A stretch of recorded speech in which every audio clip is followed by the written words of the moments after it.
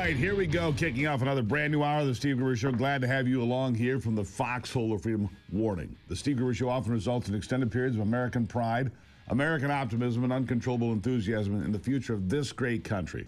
We're kicking off the live broadcast and Real America's Voice, MTN, reaching a growing global audience. Thank you for being here. It's the No Panic Zone.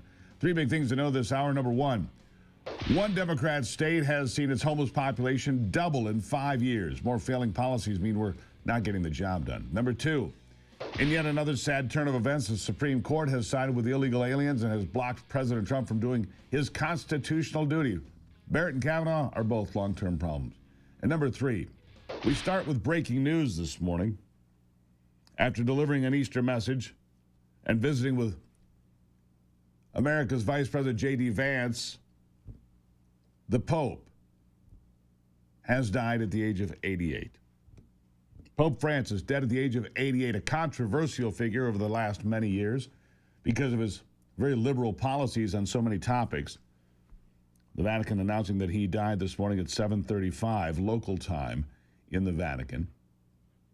Born in 1936, Pope Francis has served as the Pope for many years. Big changes now for the Catholic Church. What will they do next? We'll talk about that going forward today, but that's the breaking news at the top of the hour today. Pope Francis dead at 88. The White House will be hosting the annual egg roll today on the South Lawn. This comes after an Easter weekend spent focused on the Christian faith. Listen to these White House staffers singing Amazing Grace. How sweet the sound that saved a wretch like me.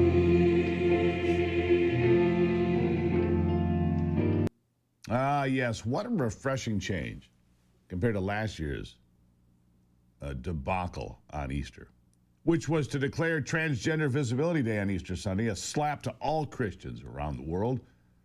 The Democrat Party have made complete fools of themselves over the last several years, siding with absurd factions at the expense of most Americans. One example being the billions spent on the war in Ukraine. All for what? The war is still going on. The Trump administration says it's ready to cut ties if peace is off the table. They're trying very hard, but if peace is off the table, we're out. Here's Secretary of State Marco Rubio. The Ukraine war is a terrible thing, but it's not our war. We didn't start it. The United States has been helping Ukraine over the last 3 years, and we want it to end. But it's not our war. I want everyone to understand that. And the reason why I make that point is the president has spent 87 days at the highest level of his government repeatedly taking efforts to bring this war to an end. We are now reaching a point where we need to decide and determine whether this is even possible or not, which is why we're engaging both sides. So we need to determine very quickly now, and I'm talking about in a matter of days, whether or not this is doable over the next few weeks. If it is, we're in. If it's not, then we have other priorities to focus on as well. Yeah, there you have it. If there's peace that's achievable, we're in, and if there's not, well, then we're out.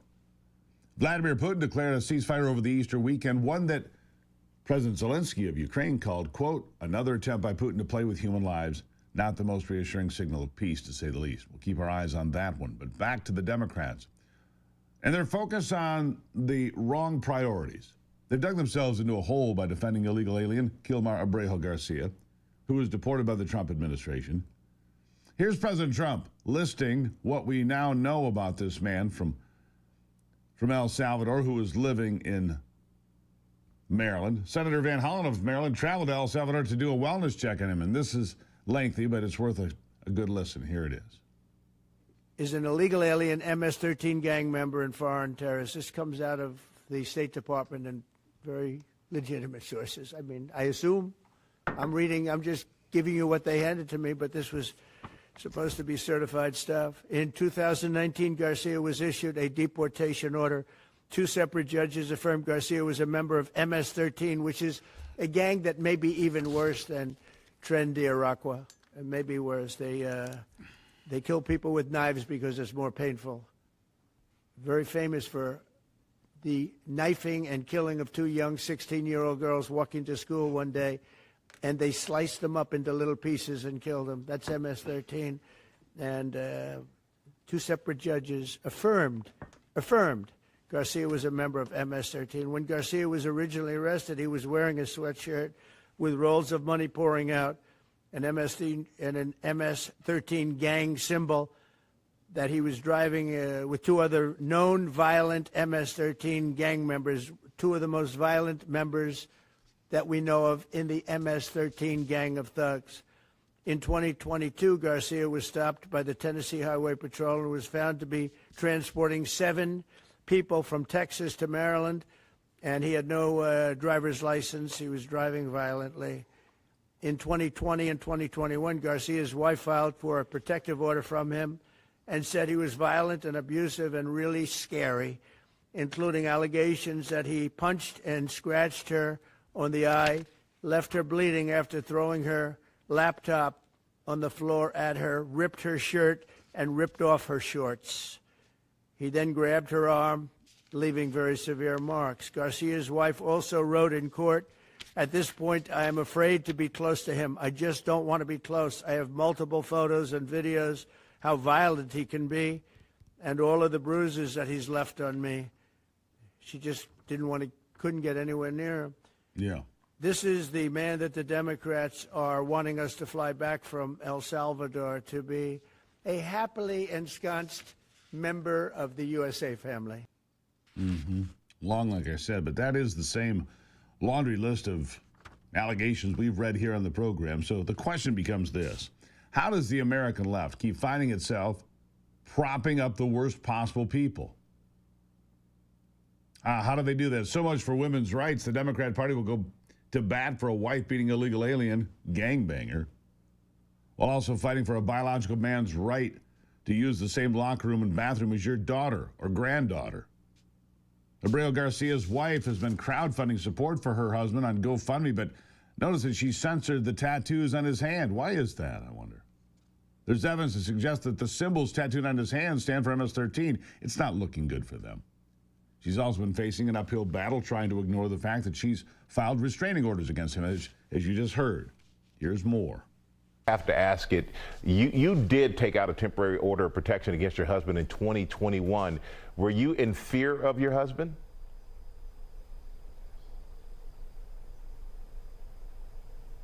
My husband is alive. That's all I can say. Okay, and you know, I'm not going to push on that, apparently. But Not going to push on that. Michael Strahan fancies himself a journalist. Journalists would follow up with that. Apparently, he doesn't consider pushing for the truth as part of his job. To his credit, he tried. It appears someone in his ear probably said, "Don't ask any more about that." Oh, well, that's what we get. That's what we get from people like Michael Strahan. But when we come back, a masterclass from Stephen Miller, all right, to set the record straight. Good to see you on a Monday. We'll have more on the death of Pope Francis coming up a little bit later in the program. It's the Steve Gruber Show.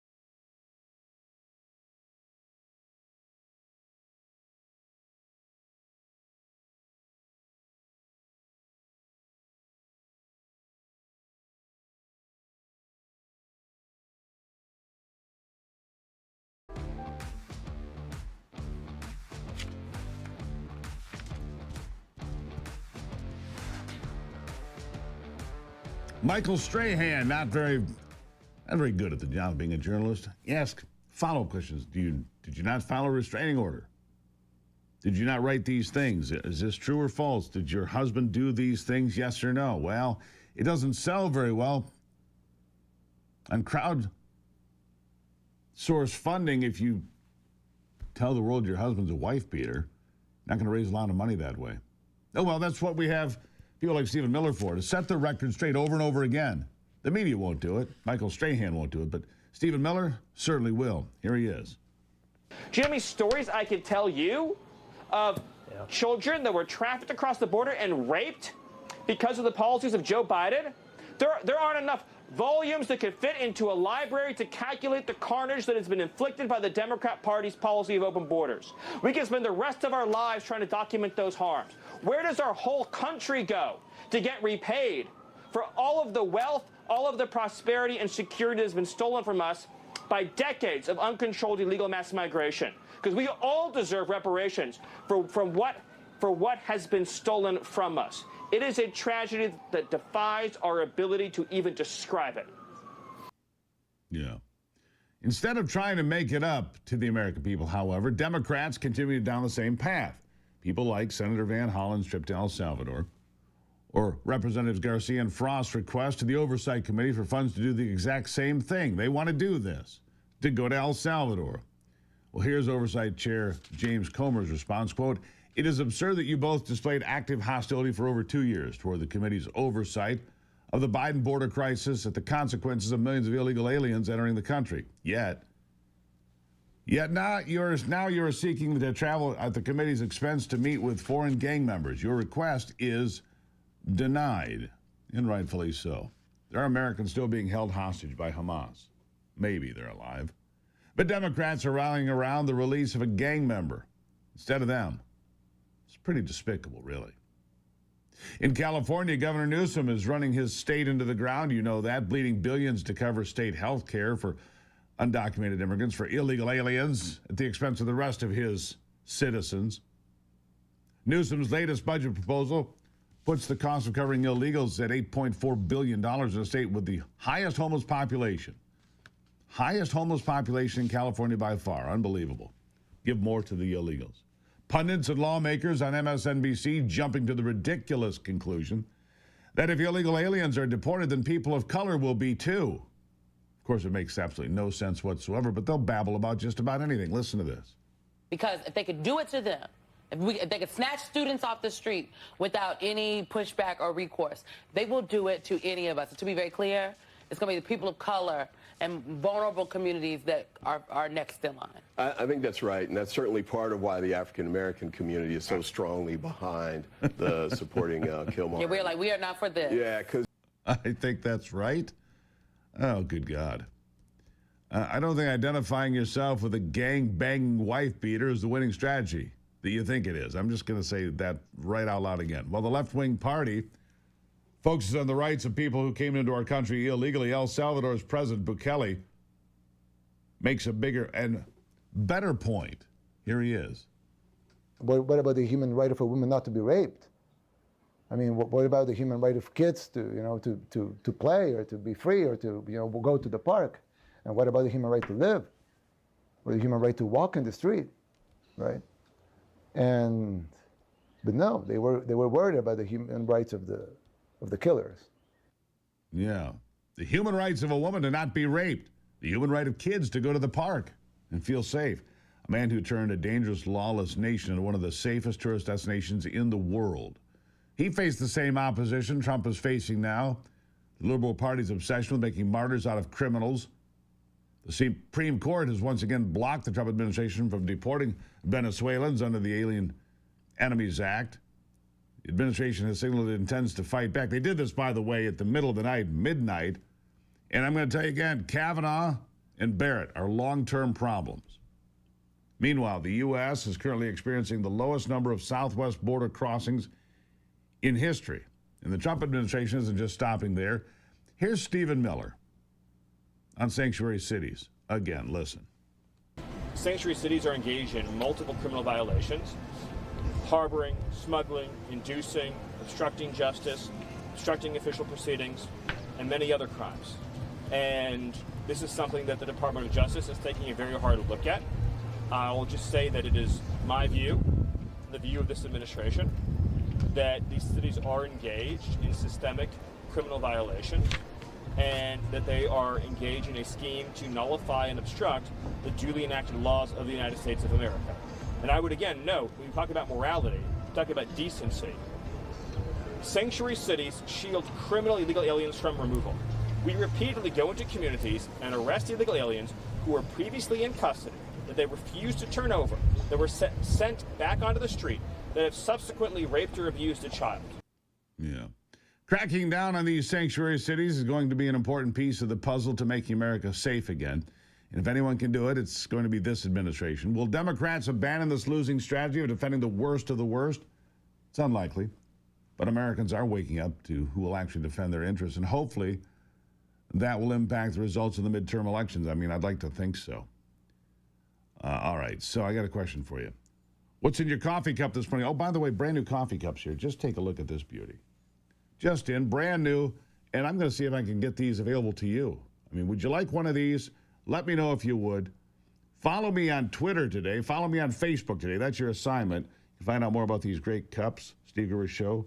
Free speech rules, right? What's in your cup? Well, for me, it's 1775 coffee. No compromises. Some coffee's weak, not this stuff. 1775 coffee. It's single origin. Mountain raised in Bolivia. It is spectacular coffee. Some coffee's weak and corporate, but this coffee, 1775, bold, high quality, built for those who refuse to compromise. Hand-picked, high altitude, single origin beans, roasted to perfection. No toxins, no shortcuts, just damn good coffee in your brand new Steve Gruber Show coffee mug. What do you think of that idea? Huh? We'll see if we can get these together for you. You like that? Huh? You like that? I think you do. All right, make sure you put 1775 coffee in there. 1775coffee.com. Use the promo code Gruber. You'll save 10% on your purchase. 1775coffee.com. Promo code Gruber. I'll be right back. Here are 5...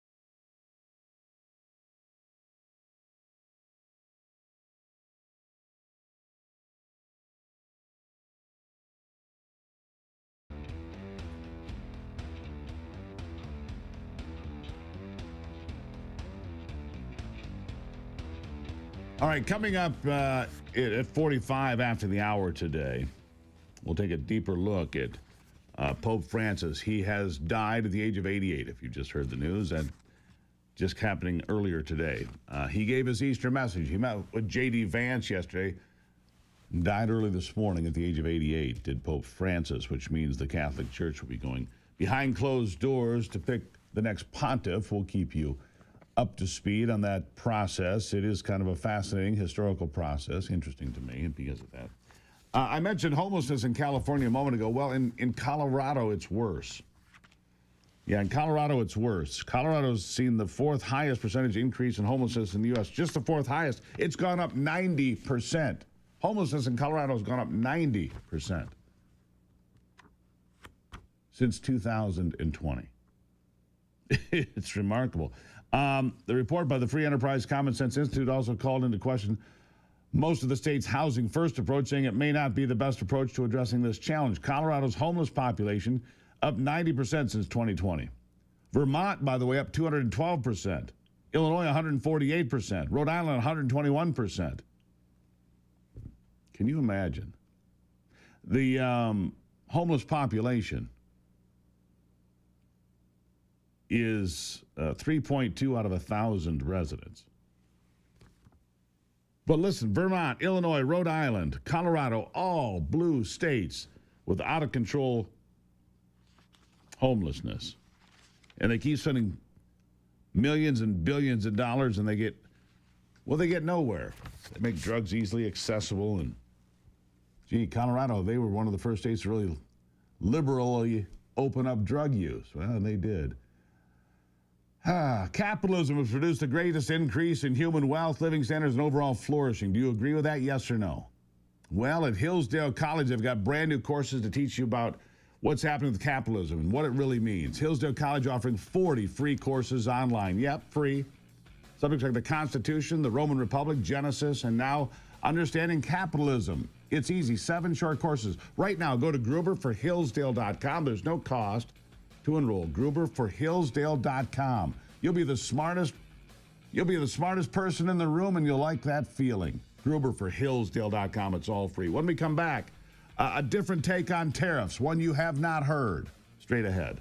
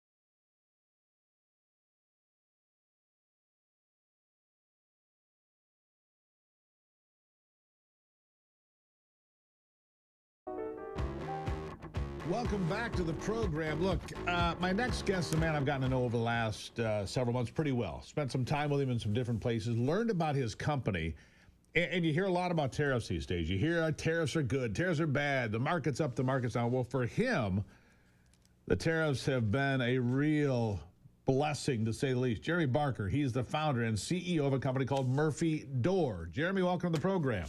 Hey, thank you so much for having me, Steve. Good to have you here. Now, we're gonna roll a little video here. Murphy Door, basically, all these doors that maybe it looks like a bookcase, or maybe it looks like something else, and it slides and opens, and you end up with a secret room or a secret passage. I mean, you are the guy that builds dreams for a lot of people, right?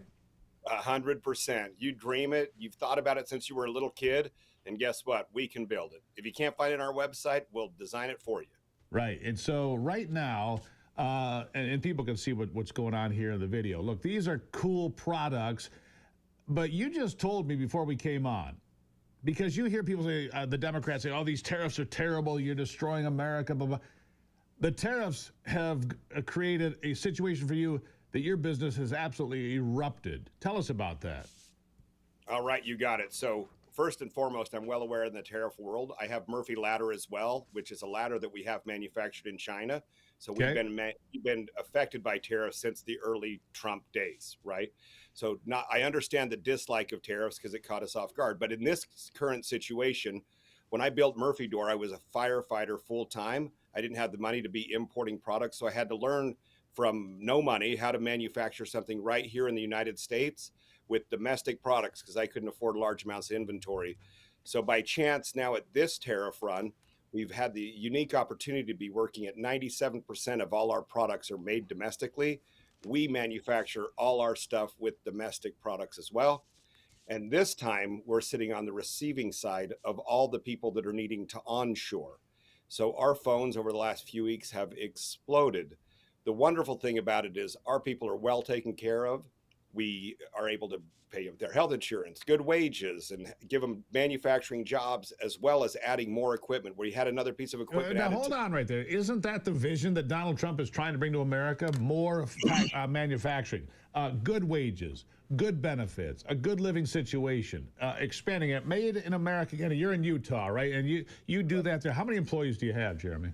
We have 102 between Utah and Kentucky. We have a plant in Kentucky as well. That's right. Okay, so, but what you just described, manufacturing in America, the phone's ringing, employees that are happy, isn't that the dream that Donald Trump's trying to bring to America? 100%. And I'll tell you what, it's working for me, and it was immediate. It was a shocker to me that people were that rapidly responding to kind of mitigating this tariff impact. It has exploded our phones, exploded our workload to the point where now we're adding equipment and headcount. And it was, immediate. It's shocking to us. So 102 employees now, and you're hiring. All right, so tell me about, what do you build in Utah? What do you build in Kentucky? These are two very different parts of the country. Both places, I'm sure, are very grateful for the jobs. What do you got? What do you build? What do you do? So we have mimicking manufacturing facilities as far as our wood mill. So we build all the doors and our Murphy bed systems in Utah and Kentucky. The only difference here in Utah is we also have a brand new plant for hardware that we're manufacturing here in Utah as well. We're onboarding all the stuff that used to be onshored here, and we're making that right here in the Utah facility, in addition to the door systems that are made the same way in Kentucky. So let me ask you this. All right, so those are steel products being manufactured. So you're talking about hinges and hardware and things of that nature, right? Okay, so the wood, where does the wood come from Murphy doors, Murphy beds, and all the things you create? So 97%, that's the reason I use that number, comes from the United States. Oregon, Northern California, a little bit out of Pennsylvania, up towards you. We've got some wood coming out of there. We have 3% coming out of Canada. There's some certain finishes that some of our our retail stores require or have asked for. Past, and that's what's coming out of Canada. And what's the impact there? Yeah, 3% is obviously pretty small.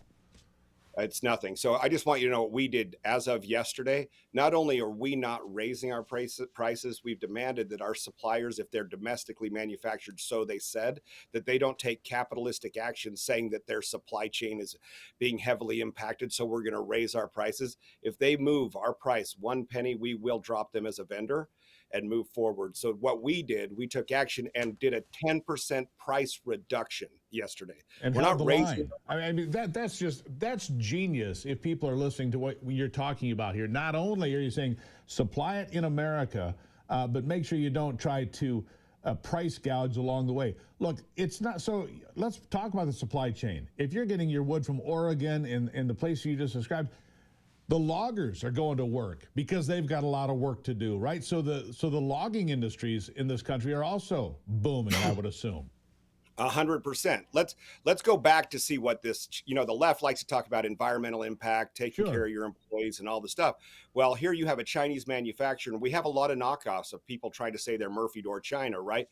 Well, here's the situation: they're buying their lumber from Canada, South Africa, or wherever, shipping it over to China, shipping it, manufacturing it there, shipping it to the port of Shanghai, then the port of Long Beach, and then it goes to a 3PL or an RDC, then to the storefront, or then to your mill, then to the store, then to the customer. Our supply chain, we have rails right in our facility. It leaves the mill, comes to our factory, goes to your house. With all our 100% of our employees have 100% health care, dental, vision, 401k with a 4% match, and 100% tuition reimbursement. So we. I think I want a job. Are you hiring? I think I want a job. I mean, that's a great package. Let's just talk about that. But I want to go back to what you just said. From the mill, on the rails, into your factory, to your house. I mean, how more efficient and polite to the environment could you possibly be? You can't. And that was the whole, I'm not Mr. Environmentalist, but we are very conscious about what we're doing. And if you think about it, when people try to argue with me about, say, hey, you're doing a huge environmental impact. I'm like, yeah, but when you're going to the store, you're buying the cheaper price thing, but yet you want me to give you 100% healthcare, 100% dental, and all these benefits and be environmentally friendly. Well, we have huge EPA regulations that we have to follow. Absolutely. And our environmental footprint of moving our product is extremely small in comparison to the cheap price tag that you want us to compete with. Well, I think you described it. I think you described it really well. If it goes from China to here to Long Beach to there to here to manufacturing, you touch it from the tree to the factory to your house. If you don't touch it 25 times, you don't interfere with the environment 25 times. If you touch it 3 times, there it is, right? And you know what? That was not my conscious idea when we did it. That's just the facts of how we are. That's how we ended up operating due to starting a business with no money, right? We're like, how do we minimize the touch, right? All right, so I want you to bring that video back up if you would, Anthony. Show the doors. We got a little bit of video here of the doors. They're very, very cool. Murphydoor.com, murphydoor.com. Tell the folks about some of the things that you create and some of the things that are available. We got about a minute here, Jeremy. You've got it. So Murphy Door specializes in creating multifunctional furniture. It initially started with a bookcase door system to hide your panic room or whatever you wanted to hide. And then we realized we were creating a unique opportunity to make not just a door hiding stuff, but make a functional piece of furniture that can store anything you'd like. Then we expanded our offerings into beds and, armoires, nightstands, and made those multifunctional.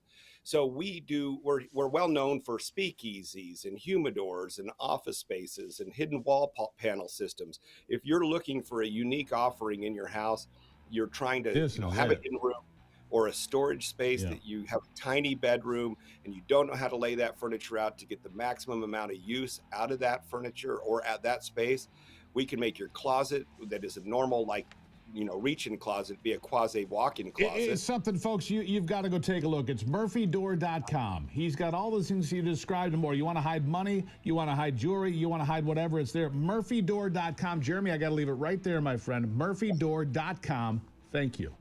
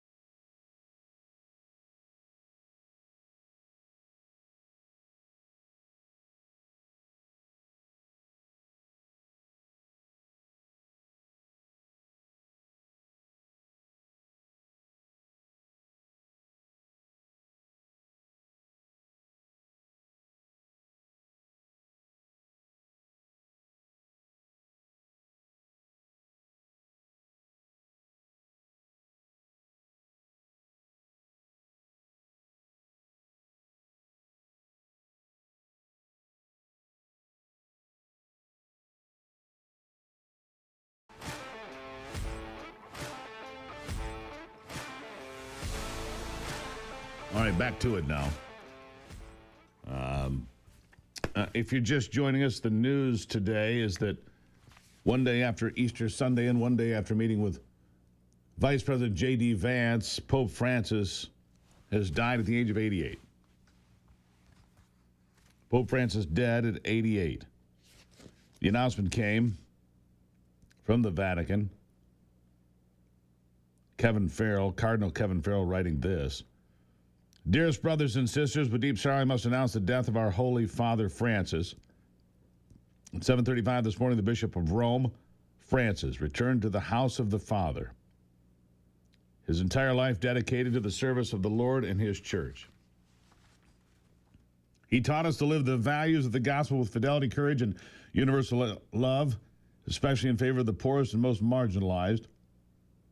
With immense gratitude for his example as a true disciple of the Lord Jesus, we commend the soul of Pope Francis to the infinite merciful love of the one and triune God.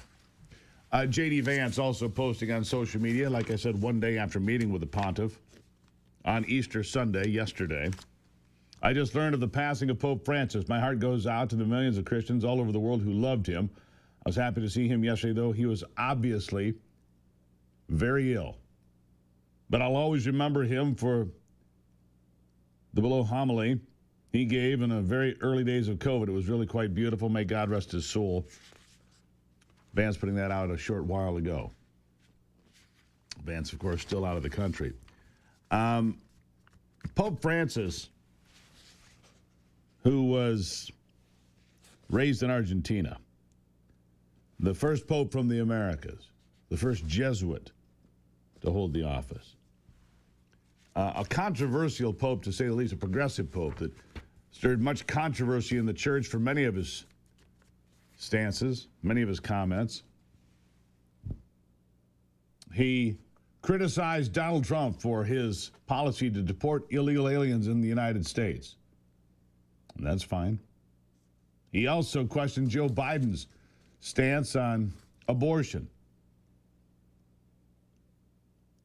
In 2022, he questioned then President Biden's conscience on abortion in an interview during which he described the commander-in-chief's religious identity and views on abortion as incoherent and said, quote, a month after conception, the DNA of the fetus is already there and the organs are aligned. There is human life. He said that on Univision. When asked about the race for the American presidency between Trump and Harris, he wrote, both are against life, be it the one who kicks out migrants or be it the one who kills babies. Pope Francis. You know, it's interesting in poor health. Can we grab bite number one here? The reason being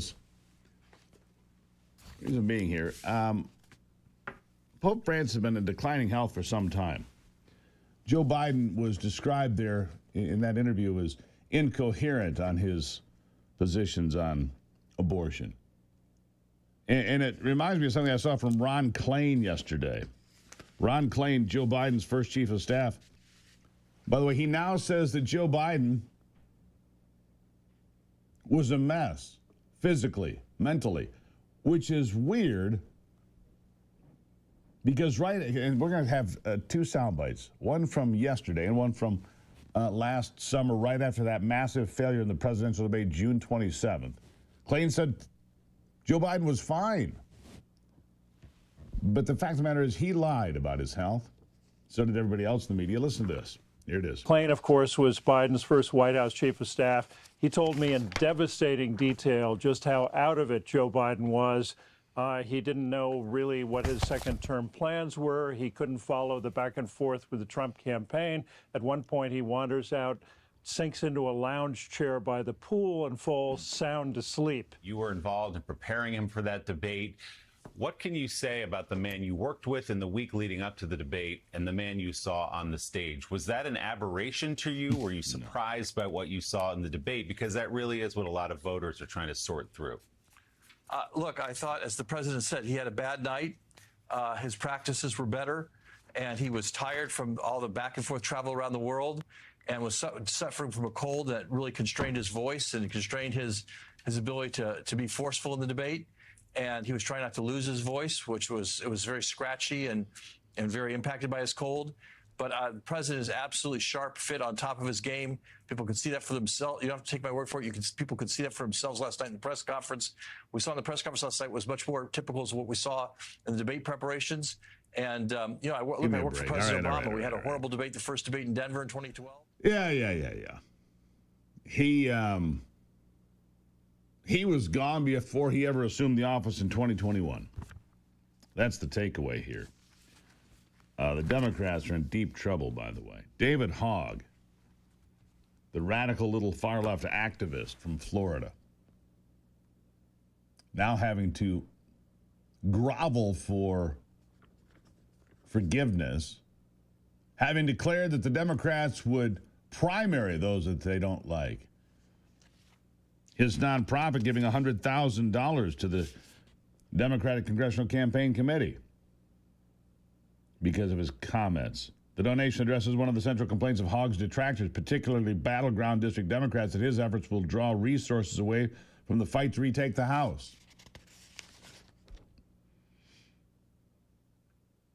Hogg told the New York Times that his group, his nonprofit Leaders We Deserve, will spend $20 million going after older House Democrats in solidly blue districts.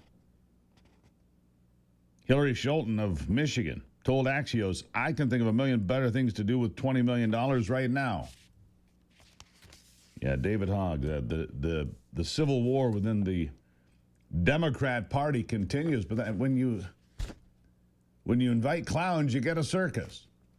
Not too surprising. When you invite clowns, you get a circus. And a circus is what you've got at the Democratic Party. You think the Republicans are having trouble. Look across the aisle. Tell you that. I'll take a break and be back. It's the Steve Gruber Show on a Monday.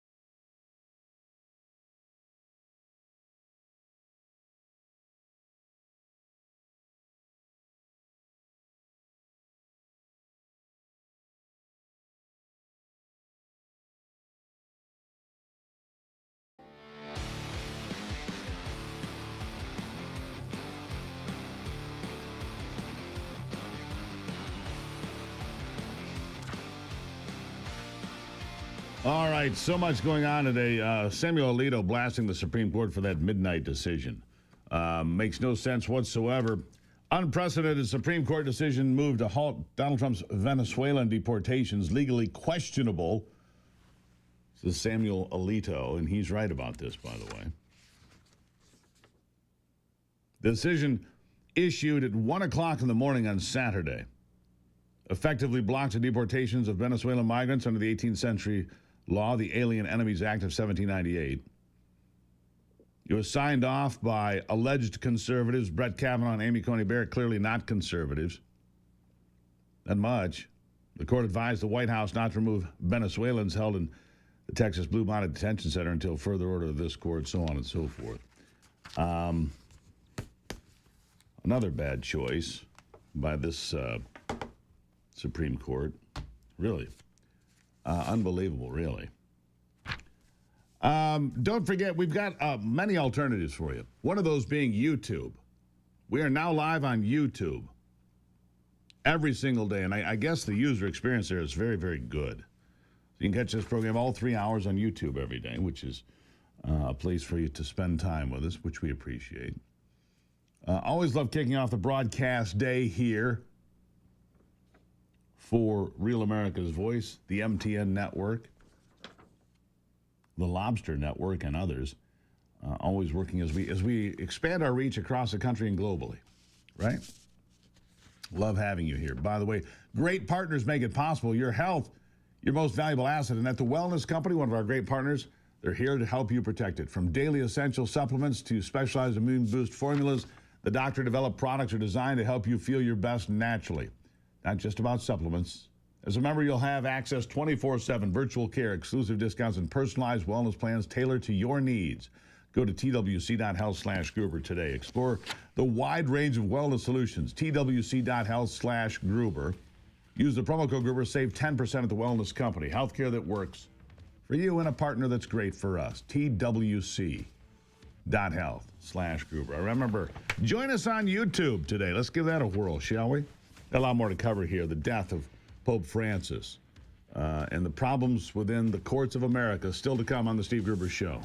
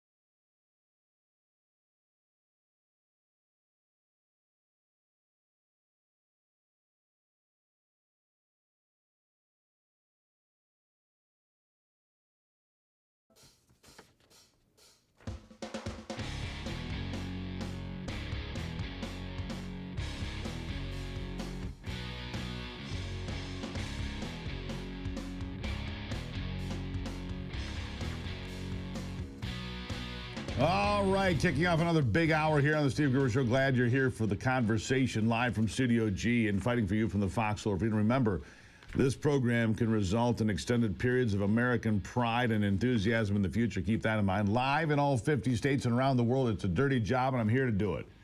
Three big things you need to know this hour. Number one, Congresswoman Nancy Grace came completely unglued in the cosmetics aisle when a man challenged her on having enough town hall events for constituents. I'll tell you about that.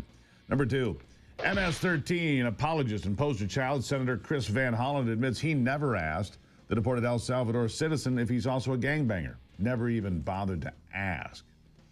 And then number three, the middle of the night Supreme Court ruling. I'll get to that, but we're going to start with the death of Pope Francis early today in the Vatican, 7:35 local time. In the Vatican, the death of Pope Francis revealed. He was 88 years old. They are now gathering in mourning around the world for Pope Francis. Controversial pope, to say the least. A progressive pope who really annoyed some of the more conservative members of the diocese around the world. We'll see if there's a change in how this all plays out now. One of the people that that has been suggested for replacing the Pope now is, I got to pull this guy's name up. It's not an easy name. His name is Athanasius Schneider. He's from Kazakhstan. And his concern is the invasion of Europe by non-Christians. Some people suggest this guy would make a good pope. You listen and you tell me. Here he is. Yes, this is very serious. Now we are witnessing an invasion.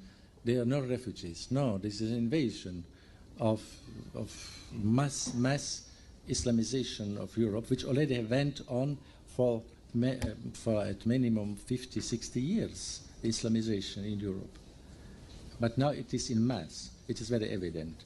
And so this is a global political agenda by the powerful of the world to destroy Europe culturally and religiously. I mean, to destroy Christianity ultimately in Europe, with the help of the massive Islamic population. And I was reading recently an article of a sociologist who made a calculation that maybe in 30 or 40 years, when it's now going on, so the majority of the population of Europe will be Islamic. Europe will be Islamic when this will go on, because the European people have almost no children, one or two. The Muslims there, they have 5, 6 to 10 children. And so it is, you can only make mathematics, and then you can see that they will be in the majority.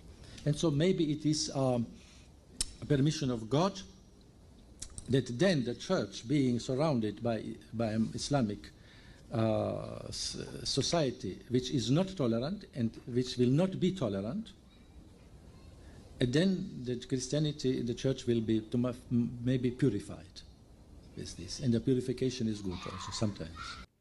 There you go. Church must be purified, must defend Europe against this Islamification. Chance of him becoming Pope, probably not very high. Probably not even on the short list. But I put it out there to suggest that there are people that can put a more conservative spin in the leadership of the Catholic Church. We'll keep an eye on that for you.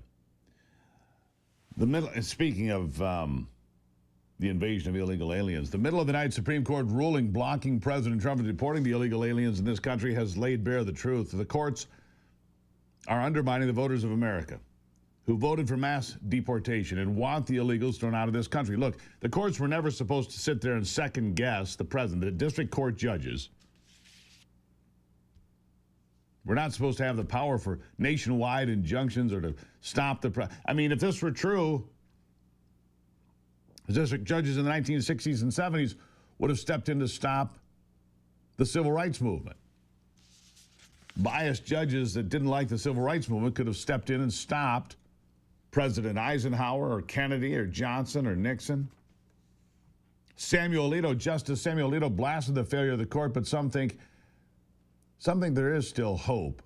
Former Deputy Attorney General John Yoo thinks the Supreme Court will back President Trump on immigration policies in the end. I remain skeptical, but here's what he said. Listen. Exactly right, Griff. This is about who controls all those, and there's about 675 federal trial judges spread out all over the country. And some of them have been bringing the federal government, bringing President Trump's agenda to a screeching halt, even though they don't have anybody, say, who works for the government or any of the illegal aliens or any of the spending in their own courtrooms. And so what's going on here, I think it's important to understand, is that the Supreme Court is already signaling that they're very sympathetic to the Trump administration. The Supreme Court scheduled oral argument for May 15th. It never hears cases in May. Usually they'd be done their business and they'd be sending out opinions by now. They've called basically a special session in order to hear President Trump's claims that there should not be unlimited nationwide injunctions, but that they should be under the control of the Supreme Court. Whether you agree or disagree with President Trump's order on birthright citizenship, they may not even get to the question, because the key thing here is for the Supreme Court to put an end to these 675 trial judges who all think they can run foreign policy, spending, and hiring throughout the federal. Bring an end to it. Bring an end to it. Meanwhile, Senator Chris Van Hollen, an embarrassment, says that you and I paid for Margarita Fest to meet the MS-13 gang member from El Salvador. Put on the spot, here's what he said. Who did pay for this trip? This was an officially cleared, congressional trip, cleared on a bipartisan basis. Yes, like every other trip.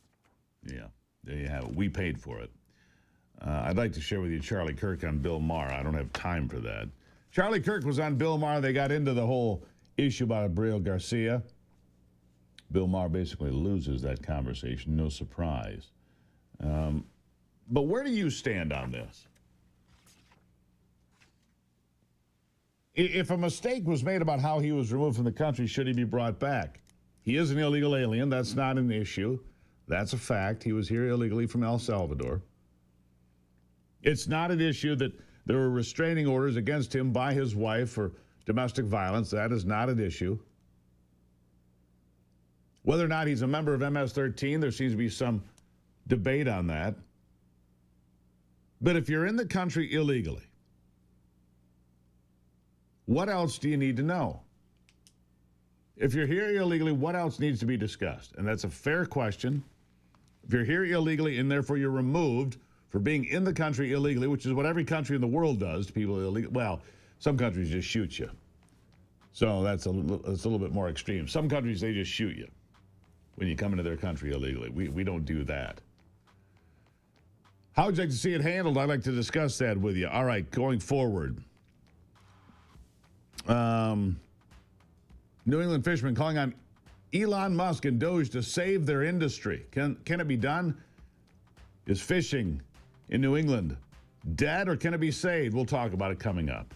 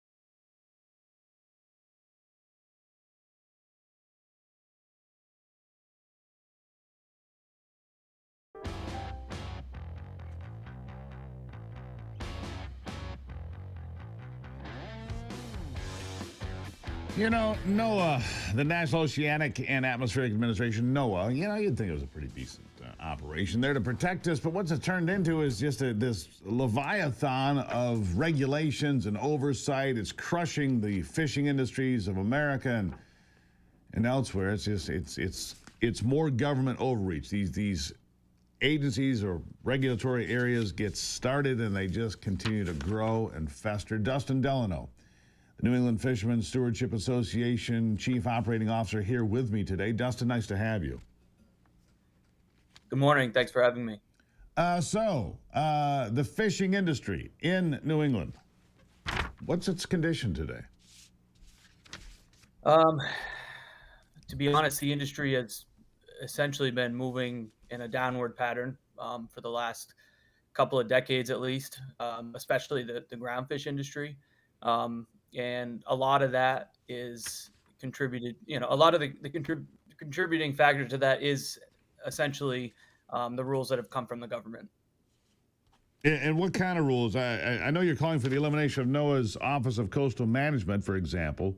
Overrun, what you say, with environmentalist groups that are trying to stop. Look, these are the same groups that don't want you putting a single fish hook in the water. Let's be honest. These people don't want any fishing, do they? No, that's exactly right. And it has felt like NOAA has really catered to the environmentalists for quite a while now, and sort of left fisheries, practical fisheries regulation on the back burner. So how do you correct it? NOAA's here. Who's in charge of NOAA? Who sets the rules? How do you get past it? So basically, through our letter, we were essentially just seeking a push for reform that balances economic prosperity with conservation. Rather than focusing primarily on climate change and the green agenda, we would like NOAA to focus on actual fisheries regulation to work with industry stakeholders. This isn't a call to be anti-environment whatsoever. This is pro-working class, this is pro-science, and this is pro-American industry. So when you talk about things like the Endangered Species Act, that's one of your concerns, Dustin, when I look through the list of concerns for the New England Fishermen's Stewardship Association. When you get into, and this has been pretty clear, the Endangered Species Act has been used by environmental groups, by animal rights activist organizations, by anti-hunting and anti-fishing groups, ever since it was signed, and it expands all the time. They've used this legislation to go after those that hunt and fish, whether it's commercially or as private citizens, haven't they? That's exactly right. I spent my time up until taking this position with NEPSA as a commercial lobster fisherman, and we were almost shut down just 2 years ago because of the Endangered Species Act. Can you get a Maine lobster anymore today? I mean, what's the health of the lobstermen in Maine, for example? The Maine lobster fishery, the New England lobster fishery, remains incredibly healthy.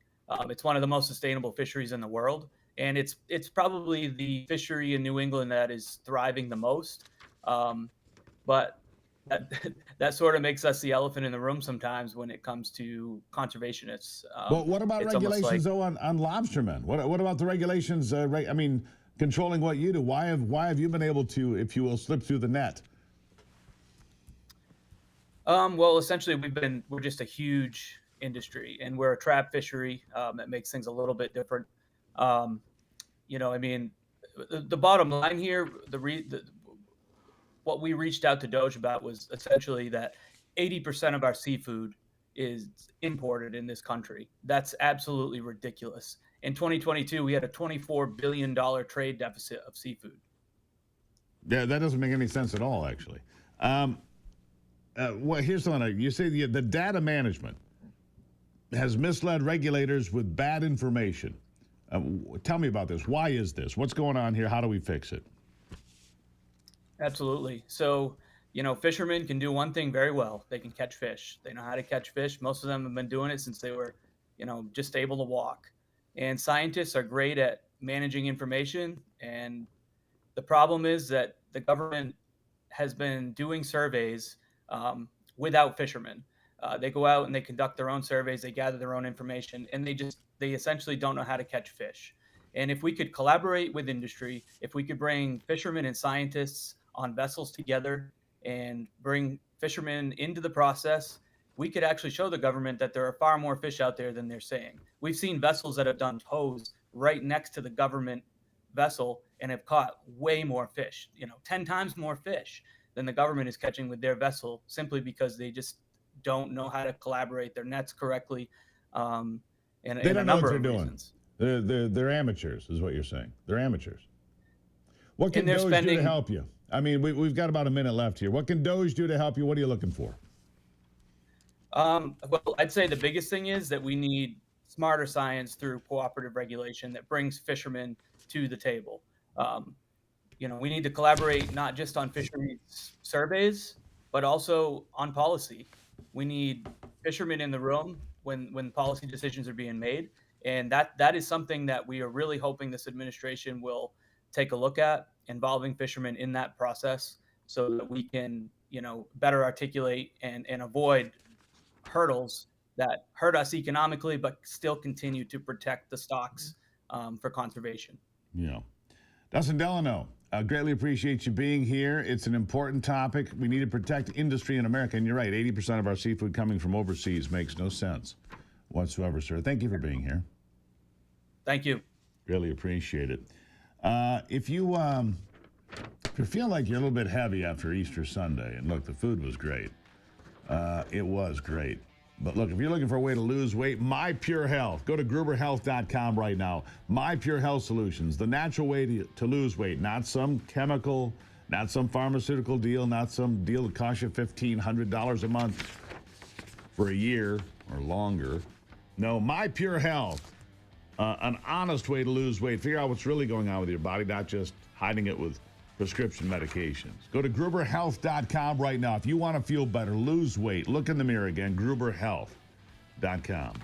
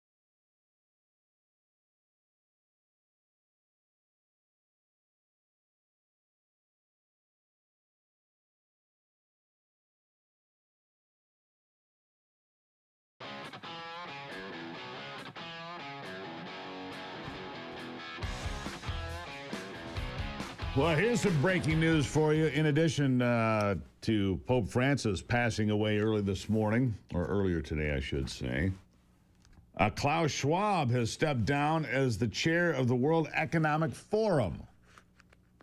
Weird. Wonder where this villain is going. And to me, he is a villain. A guy who hates the West, who wants to tear down Western civilization. World Economic Forum founder Klaus Schwab stepping down chair of its board of trustees, telling Reuters that. Schwab said the forum, which convenes annual gatherings in Davos, must recover its sense of mission after a period of turmoil. The Reuters Tariff Watch newsletter is one of the places that he put that out. He did not give a timeline for his departure,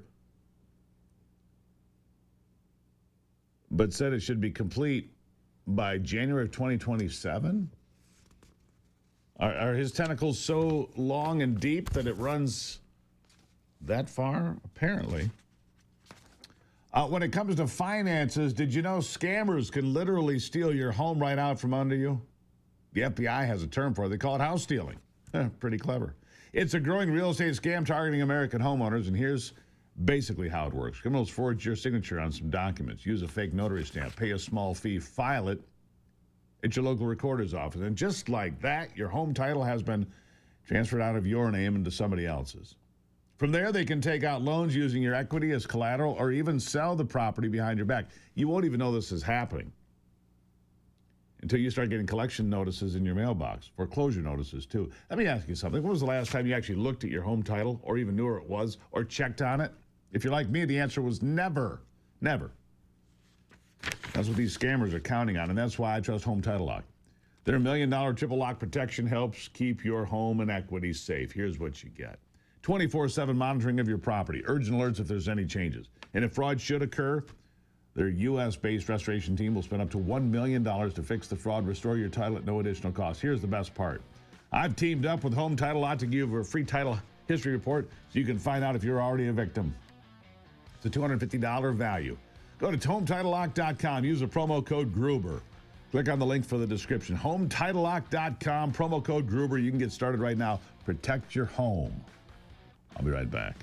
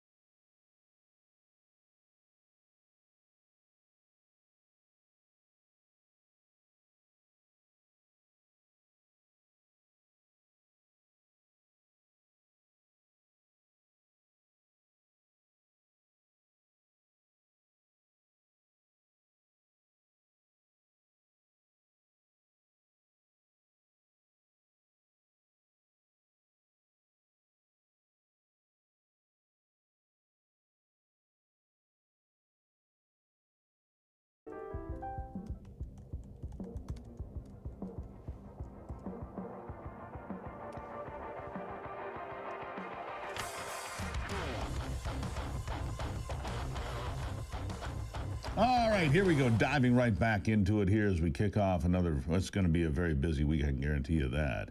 John Kuvos is the former gang attorney and a leading criminal reform expert who has worked closely with the Trump administration. I see that there's a whole bunch of members of Congress down in El Salvador again, fighting for illegal aliens to return to America. Maybe they should be fighting for Americans, but maybe I'm just out to lunch. John, welcome to the program. Glad you're here. Good to be with you again. Is it just me, or are Democrats fighting for illegal aliens? And, I mean, do they want these people back in their communities? Do they want MS-13 and Trinidad and Aragua and the Italian Kings, or the Latin Kings, excuse me? They want those folks in your neighborhood? I'm confused, John. Help me here. Well, it certainly seems so, and I think that they've latched on to a political issue that was really a red herring for them, because the more that comes out about the folks who are being deported to these places, the more we learn why they are public safety risks. I think that as you get towards that libertarian or that slightly center left mentality, I think there is a due process question, right? But the Supreme Court has just ruled that they're going to sort of put a halt on all of these Alien Enemies Act deportations, which obviously is going to put the Supreme Court and the president on a collision course on this particular law. Well, you know, there's no way that the Constitution was set up so that federal district judges, which are local judges to a district, wherever they might be, more than 600 of them, it was not set up in a way so that a district court can, rip off a nationwide injunction against the President of the United States. That's not how it was designed, John. This is a complete bastardization of the laws, is it not?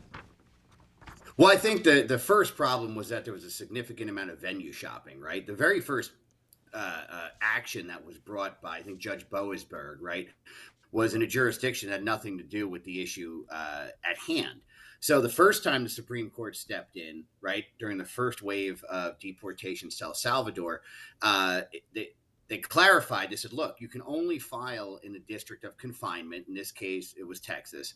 And the next piece of it was that habeas was the right path. And what habeas is the standard filing where you say, look, I am being held illegally, right? People file this all the time.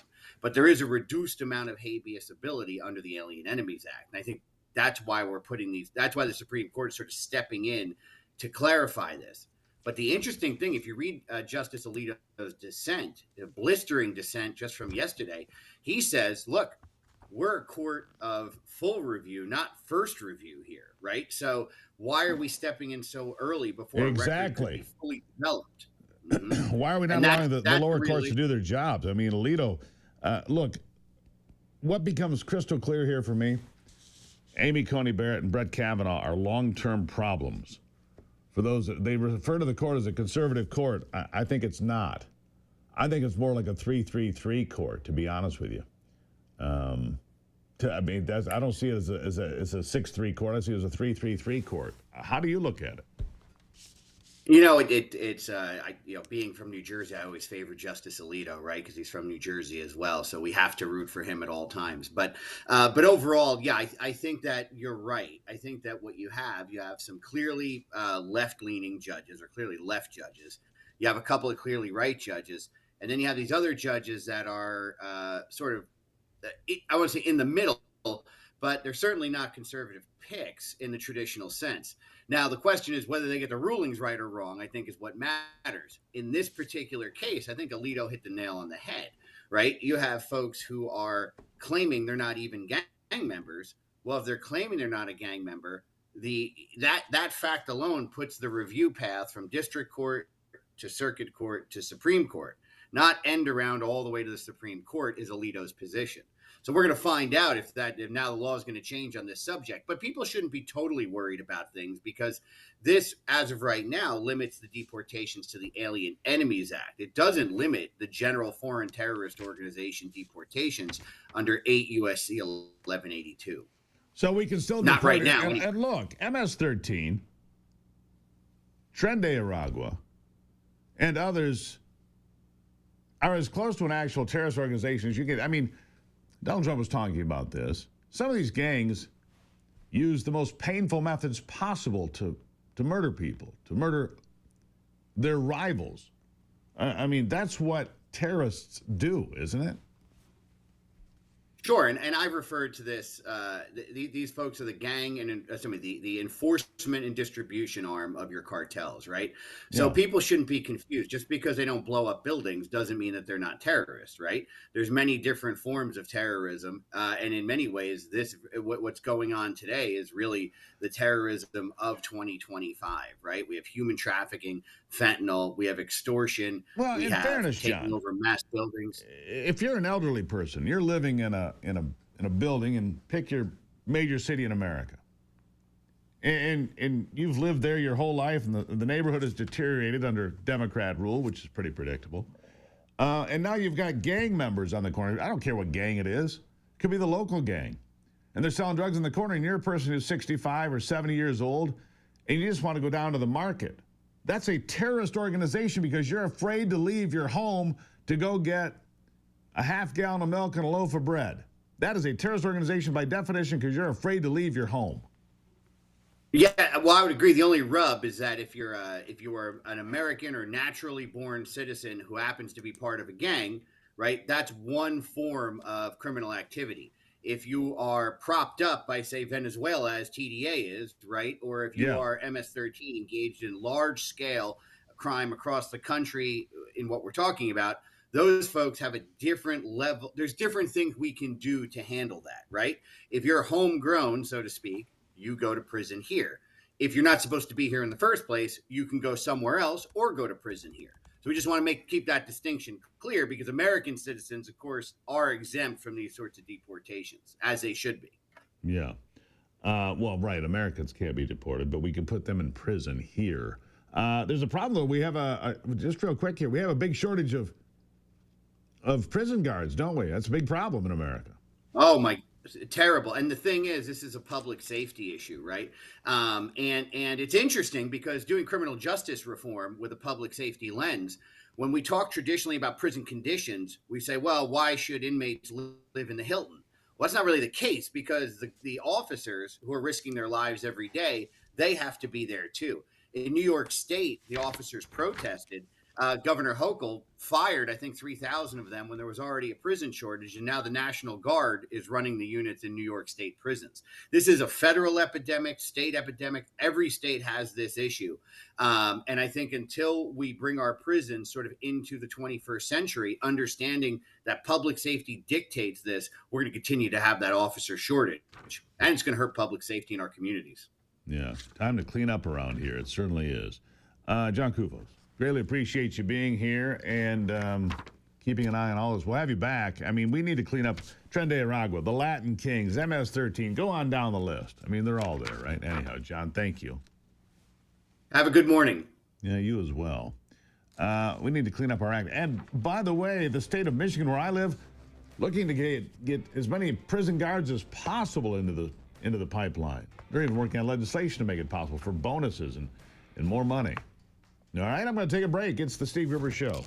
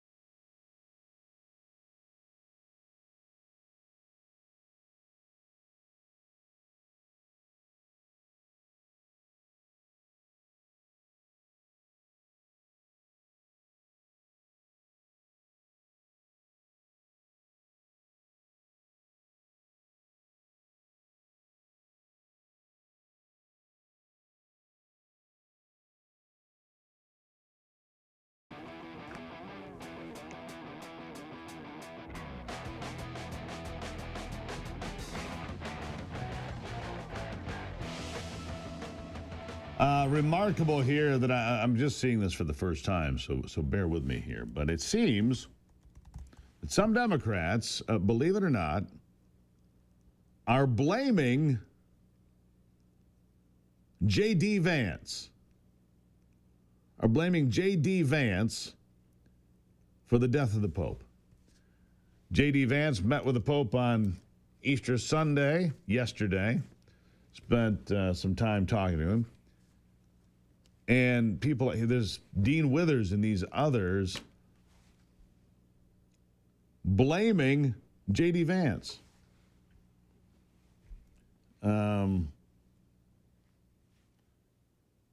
So there you go. It's remarkable. I can't even believe what I'm seeing here. But J.D. Vance did sit down with the pontiff yesterday.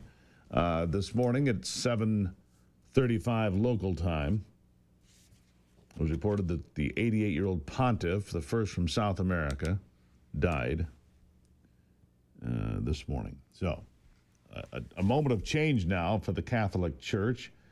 I'm surprised, really. I mean, the Pope, he doesn't look great here. Doesn't look like he's within 24 hours of being deceased. Apparently, he died within hours of seeing J.D. Vance. I mean, I'm watching video here of the meeting yesterday. So there you go. But for Democrats to be so ugly, blaming J.D. Vance, he took him out. What are you talking about? Joe Biden finally getting out of bed, putting up a statement 1 minute ago, hearing about the passing of the Pope 1 minute ago. Meanwhile, Democrats are down in El Salvador, a whole host of them now from the House, demanding that we return illegal aliens and former foreign terrorists to our territory. Return them now. Apparently, these people are the constituents of Maryland, Senator Chris Van Hollen and others. They're demanding these people get returned. It's beyond the pale. It is beyond the pale that these folks would travel to El Salvador, fight for the return of an illegal alien. Look, something they're not in dispute here. Was he a gang member? I guess that's up for discussion. Did his wife have a restraining order? That's not up for discussion. Yes, she did. Was Abreu Garcia in the country? Was Senor Abreu Garcia in the country illegally? Yes, he was. Not up for discussion. Was he pulled over by Tennessee State Police, and was it believed that he was involved in human trafficking? Yes, not up for discussion. I mean, it's not up for dispute. It is not in dispute at all, in fact. And yet, all of these Democrat politicians are in El Salvador fighting for the release of an illegal alien and demanding his return to these United States. How does that make sense? He was not in the country legally. He came in the country illegally in 2011, I believe it was, right? Was in the country illegally to this day.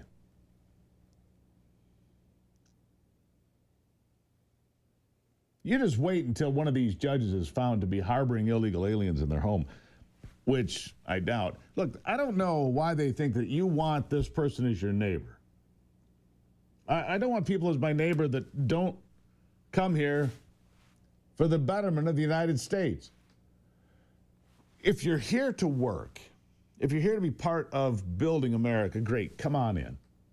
Support that, always have. Make sure you go through the process. There are certain background checks you have to go through. There are certain procedures you have to follow. Laws you have to. We are a nation of laws, right? That's what they tell us anyway. Not of men, but of laws. You get a background check. Who are you going to be staying with? What are your intentions? I mean, you go through tougher screening coming through customs at the airport than the folks that came in illegally because they went through no vetting at all. You know, when I come through the airport, when I come back to the United States, I go through more questioning than a lot of these folks ever did. Certainly when I go to other countries, when I was in Costa Rica a couple of weeks ago. Where are you going? Who are you seeing? Where are you staying? Why are you here? How long are you staying? You bringing anything in? You taking anything home? What are you doing? What's in your suitcase? You got anything, that shouldn't be there? No? Don't have any of those things. Coming back to the United States, what do you have? What'd you bring back? You got any live fruits, vegetables, anything? There's more vetting that goes on coming off a flight from out of the country than many of these folks went through. It's not too much to ask that we go through the process and demand the process is followed for every single individual. It's not for some and not for others. It's for everyone to follow the rules. We call these the rules, right? And we expect those rules to be followed. In fact, I insist upon it. I find it outrageous that members of Congress, all Democrats, a United States senator and others would travel to El Salvador to demand that a person that was in our country illegally for a number of years be returned to this country because he didn't get his due process. He didn't follow the process coming in. That's why he is here illegally. And yet we're supposed to follow a process to throw them out? I don't see it that way. If you're here illegally, that the word is illegally. And that's why 56% of Americans now say throw them all out, every single one. There are no exceptions. Throw them all out, every single one. That's what 56% of Americans say, according to CNN. Where do you come down on this? Where do you come down on this? Send me a note. Go to SteveGruber.com. You can send me an email any given day. SteveGruber.com. Find an email, send it on over. We'll go from there, all right? Really appreciate it. We'll be right back with sports.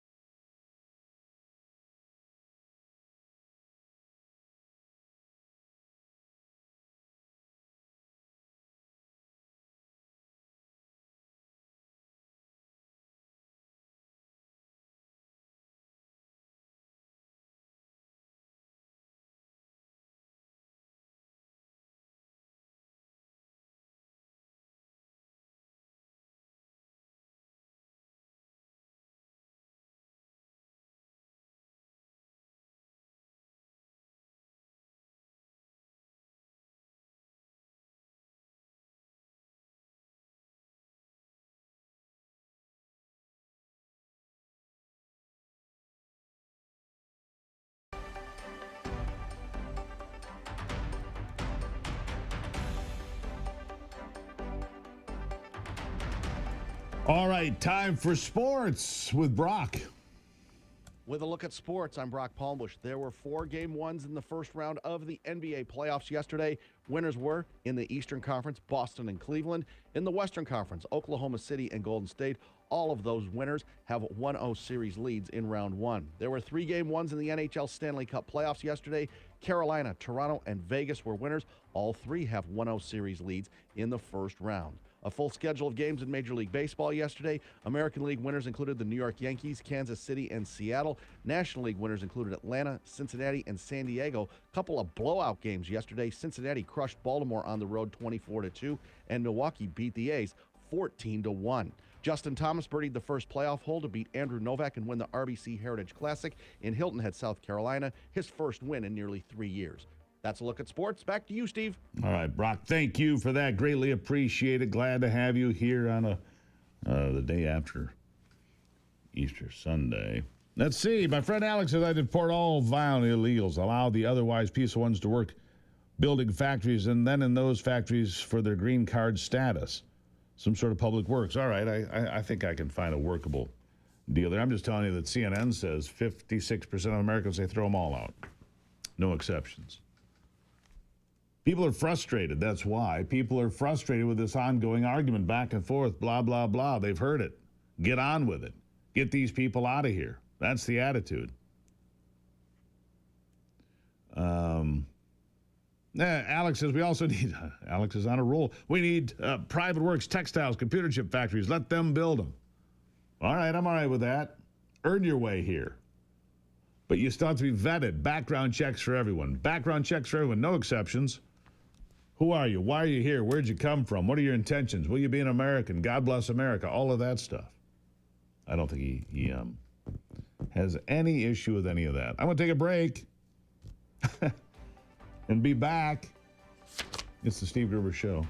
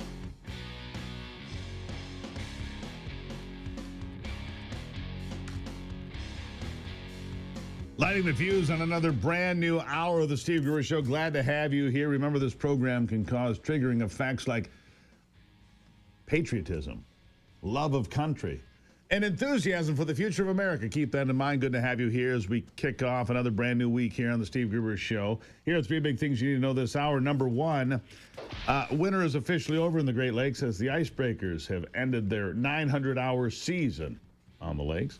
Number two, the Big Ten versus Donald Trump. Apparently that's the plan from some Michigan State faculty members. We'll talk about that. And number three, citizenship proof at the ballot box. I'll get to that in just a moment. But first, I do need to tell you, if you're just joining me here today, that the Pope has died today. 88-year-old Pope Francis. One day after Easter, one day after spending time with Vice President J.D. Vance, it was announced that he died at 7:35 a.m. local time this morning in the Vatican. He's had health crisis for quite some number of years now, and as a result, I don't know the reason for his death, but I will assume it's related to his long-term illness and his inability to overcome that. Some on the left, remarkably, trying to blame J.D. Vance for his death. It's despicable, of course. But what would you expect? In a world divided, they want to blame somebody for everything, even if there's nobody to blame. Even if God just said it's time for the Pope to come home. That's all it is. That's all it is. Of course, the Vatican will now go through the process of selecting a new Pope. Names on the list are varied from people that were liberal, like Pope Francis. Pope Francis is a very controversial individual as Pope, because of his far-left leanings. You know, first Jesuit, first Pope from the Americas, and very consequential for his progressive term as Pope. We'll keep an eye on how that progresses, and we'll let you know who the new Pope turns out to be, of course. Meanwhile, a group looking to shore up, this is from Michigan News Source, my news company, MichiganNewsSource.com. It's the place to get the news that matters to you, and this matters. Let me give you the headline. Citizenship proof at the ballot box. Petition drive gets the green light. That's right. A group looking to shore up election and voter integrity in Michigan received approval from the Michigan Board of Canvassers for its proposed language. It's on its way. The Committee to Protect Voters' Rights wants to amend the Michigan Constitution and require voters to show proof of citizenship before registering to vote. The amendment would require a birth certificate, passport, or other citizenship verifying documents when registering to vote. Makes sense to me. Wisconsin just did this. Other states have also done this. You must be an American citizen to vote in American elections. Seems like pretty commonsensical stuff to me. This is pretty common sense stuff, is it not? If you're not a citizen, you can't vote. But I'm sure Democrats like those that are down in El Salvador demanding that an illegal alien be returned to the United States, these people, well, in fact, they said it. Opponents argue the measure disenfranchises legal voters. How? How are you disenfranchised? Government-issued ID in Michigan, like every other state, is free. If you can't afford it, it's free. They'll make sure you have it. Because I think that voter ID should be mandatory right along with this.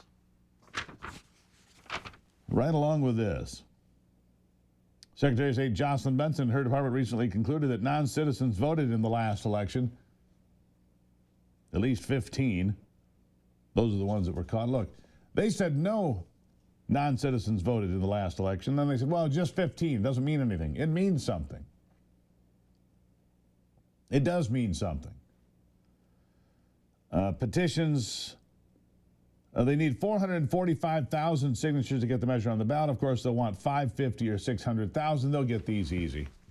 This will be an easy get for citizenship at the ballot box. This will be an easy get for the petition, folks. Meanwhile, at Michigan State University, I mentioned this a moment ago, apparently some faculty want to fight Donald Trump.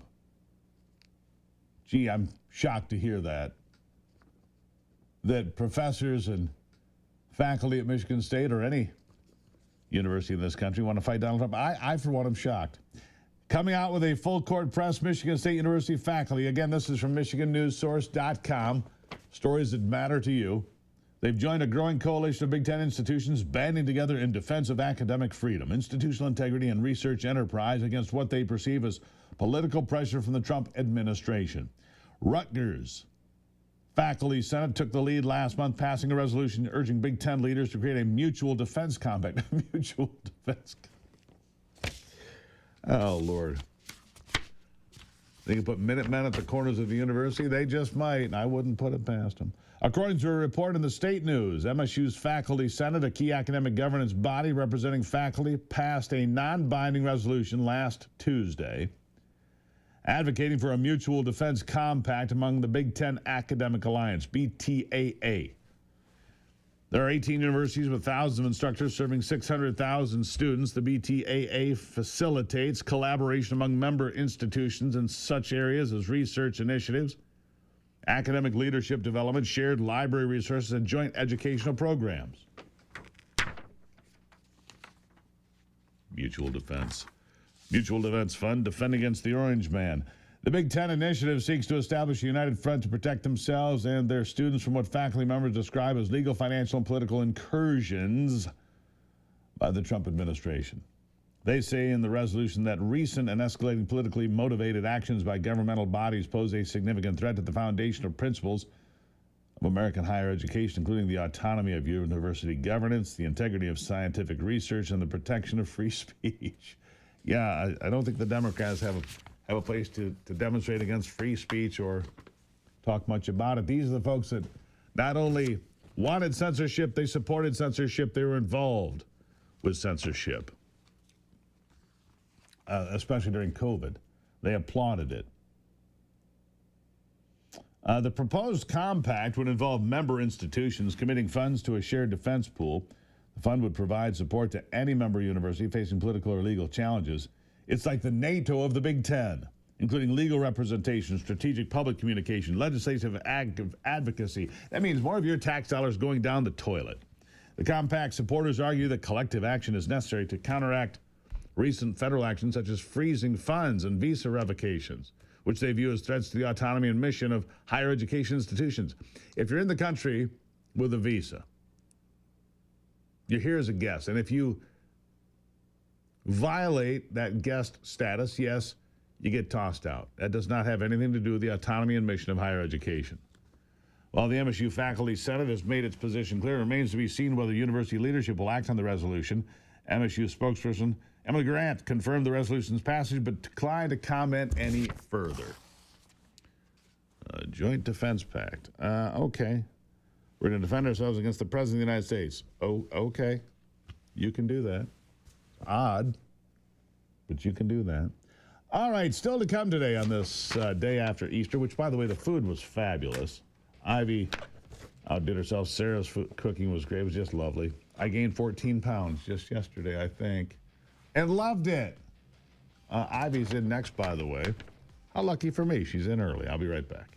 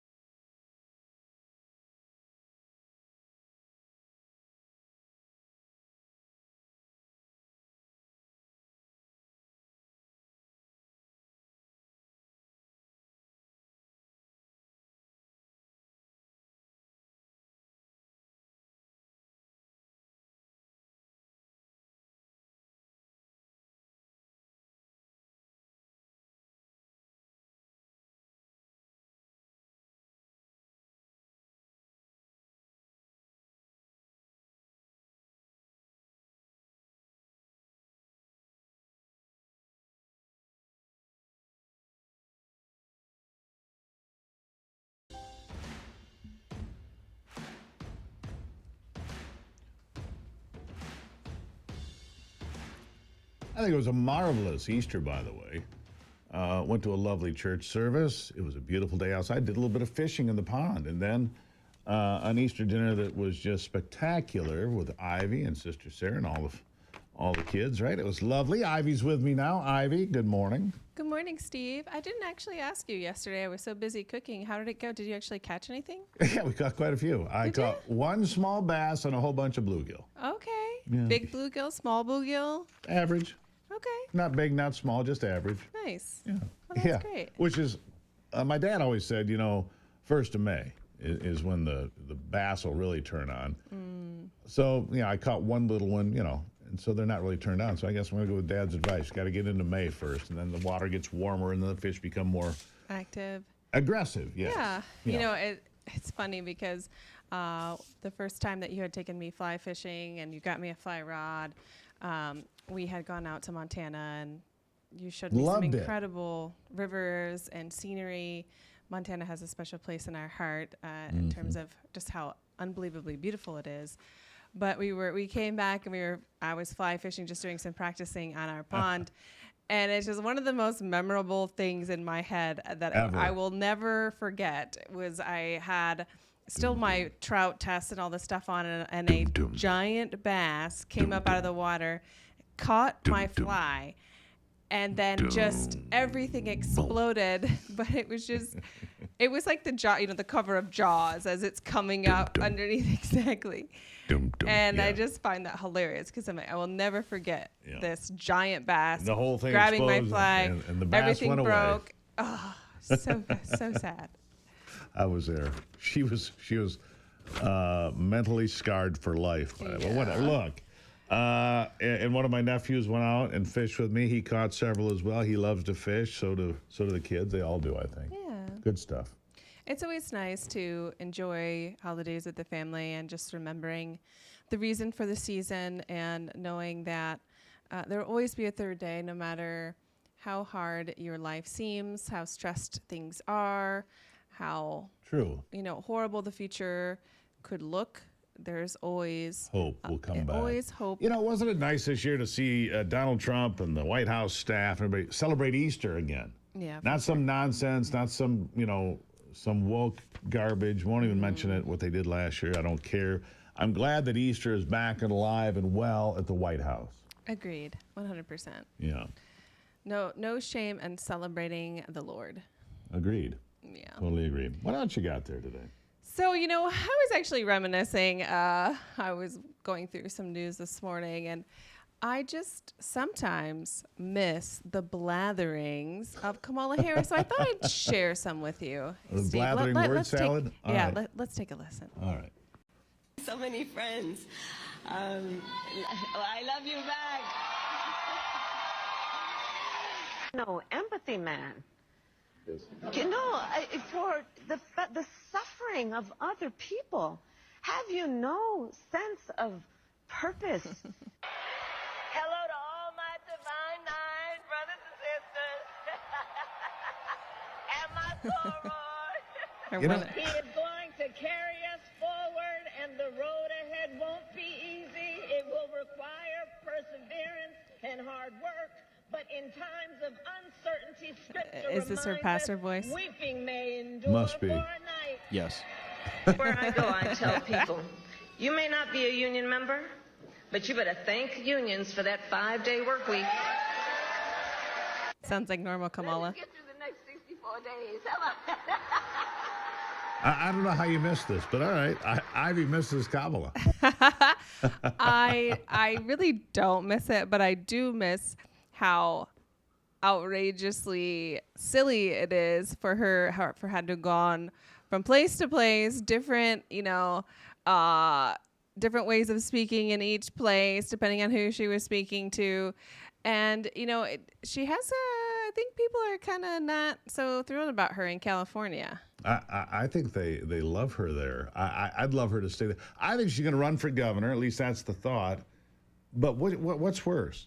That or AOC, who according to all the polling that I'm seeing, is the front runner to be the Democratic nominee for president. AOC. Well, this is the thing about AOC. She's actually well spoken. Now, Well, whether sometimes well, she's whether vapid. whether or not what she says has meaning or what she Validity. says makes sense. Right. But she actually can put together, you know, an entire sentence and a few sentences. But I think people on the left, the radical left, really like her.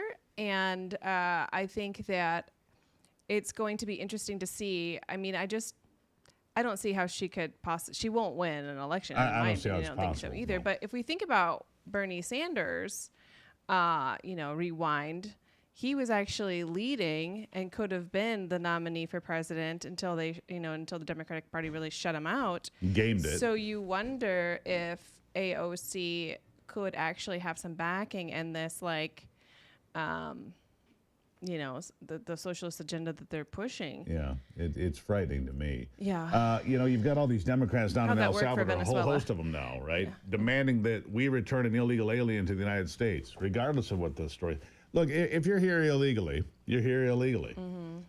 And you're taking your chances. And some things are not in dispute with it. And it doesn't even matter. Like, if you overstay your visa, That's illegal. you can then get sent back to your country. Yeah, a friend of a ours. friend of ours had that happen to him. I think it was he had broken up with his girlfriend. His girlfriend was upset at him and turned him in, and he gets a knock on the door and is like, "You got to go home now." So it's I think people are like, "Oh, that's just unfair." It's like, wait a minute, They we didn't have fight for laws him. and rules, Yeah, he and was if you from don't New Zealand. abide by them, then you get sent home. I mean, the same would be true if we were in other countries. Like that guy. I think about that guy who had the bullet casing in his bag, and now he Turks and broke the Caicos. law in Turks and Caicos, and he was in jail for a long period of time. Before they finally kicked him, yeah. Well, we might look at that as not being fair, but that was the laws of their country. That's right. So, Yeah, our friend was from New Zealand. He overstayed his stay in Alaska, and his girlfriend, a woman scorned. She went right down to the immigration people. He's here illegally. At any rate, Ivy, thank you. Love you. love you too, Steve. Thank you. Be right back.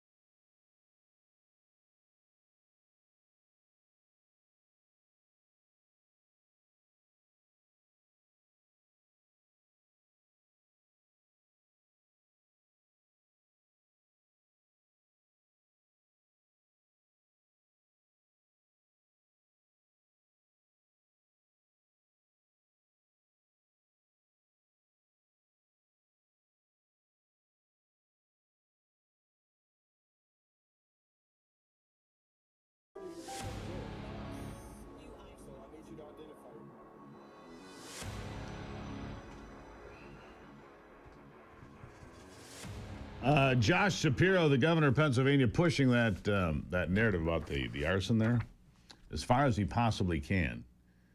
He's getting everything out of that he possibly can, and then some. Yeah. He said others pushing the arson to be investigated as a hate crime is not helpful.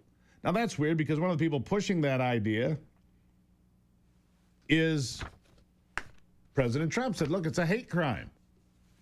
They went after the governor.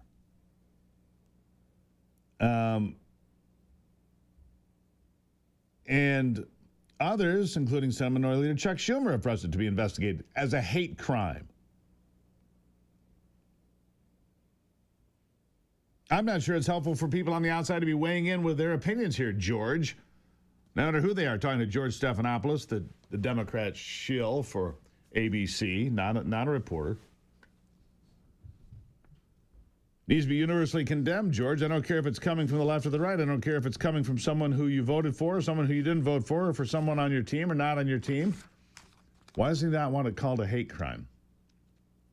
Something weird about that. There is something weird about Josh Shapiro saying, I don't want investigated as a hate crime against a Jewish governor. Maybe he doesn't want people to realize he's Jewish.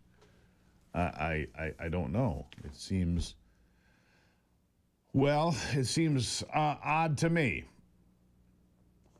Don't forget to check out GruberHealth.com to find out more about losing weight with My Pure Health. No heavy chemicals, no heavy prescriptions, not $1,500 a month, forever. No expensive prescriptions that go on and on and on. If you want to lose weight the old-fashioned way with real food and real people who really care about your success and figuring out what's going on with your body, My Pure Health. And you can find that at GruberHealth.com. GruberHealth.com, the place to do that. I don't know what happened to the website there, Anthony. Something weird. Anyhow. Yeah, it's weird. GruberHealth.com. You can find out if you're sick of looking in the mirror and not liking what you see. If your joints hurt or you're just tired of the clothes being tight and you just want to feel better, man, we've had some great success stories with people that listen to this program that went over to GruberHealth.com. They got on the path to health and success, and they feel good for doing it. There's a video with me on there, GruberHealth.com. You can find out more right now and just feel better and without all the prescriptions and nonsense, right? Do it the old-fashioned way.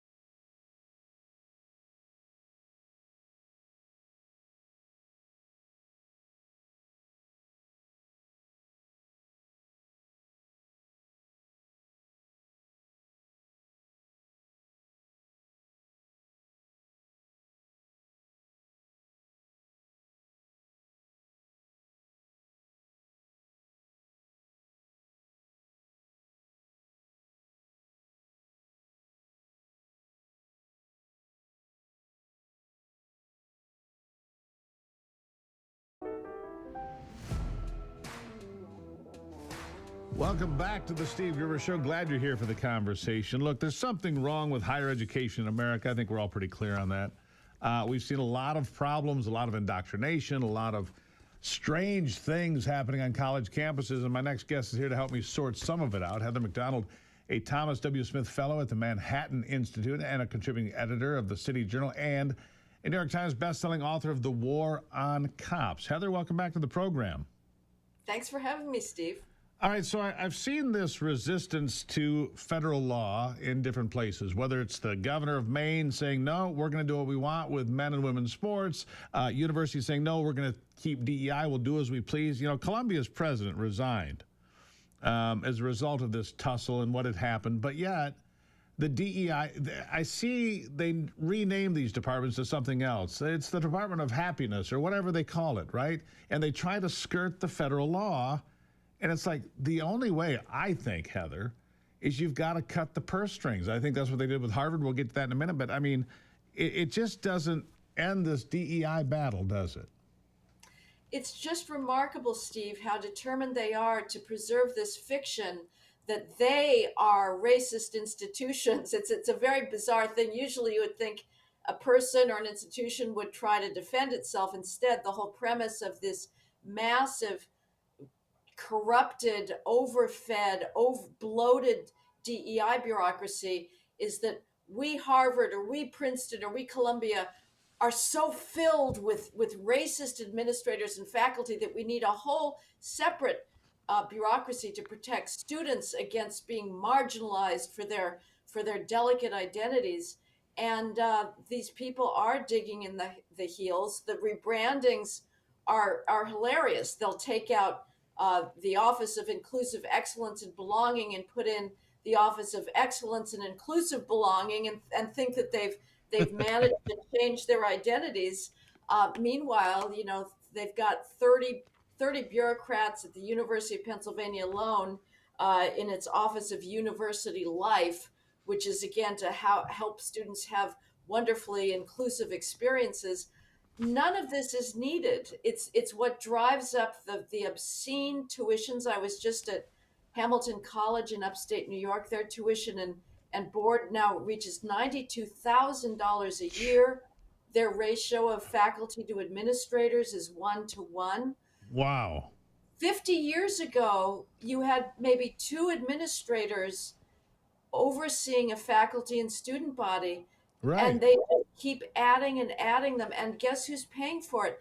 Taxpayers through the student loan. Well, and they pay for it a couple of different ways, Heather, if I might be so bold, because we also pay for it in the fact that we turn out all of these quote-unquote college graduates who are no farther down the road than people that didn't go to college. They have no more marketable skills, but they do have $100,000 or $200,000 in debt or whatever it turns out to be.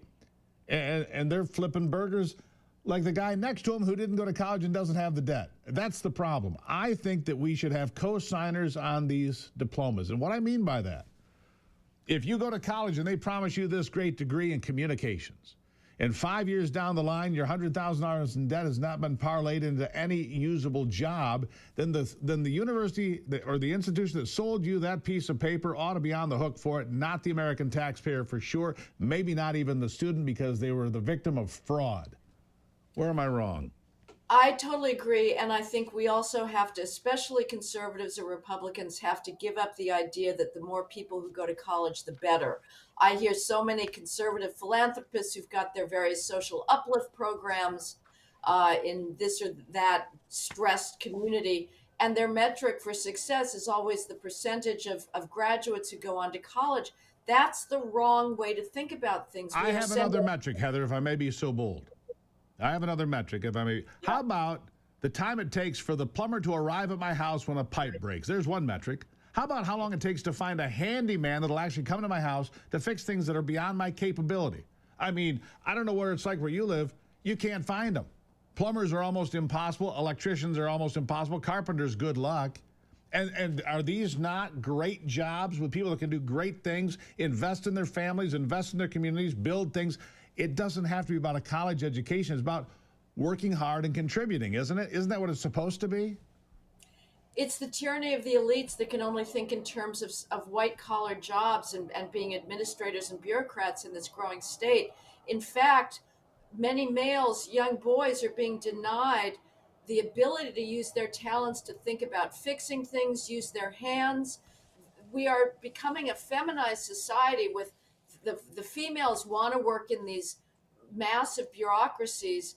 it's the males that have the drive to actually learn how things work and get involved in that, but they're being shunted along into the same track, into some massive corporation pushing papers. So yes, it's also a war on males. It is. I would have one disagreement, and I don't really know how to solve this, Steve, but I don't like the idea of measuring the value of a college degree exclusively on the basis of earning potential and getting a degree. I think it's an end in itself. I think the goal of attaining knowledge about past civilization, that's what college is about. It's not a trade school. It's not about, trying to get your salary up.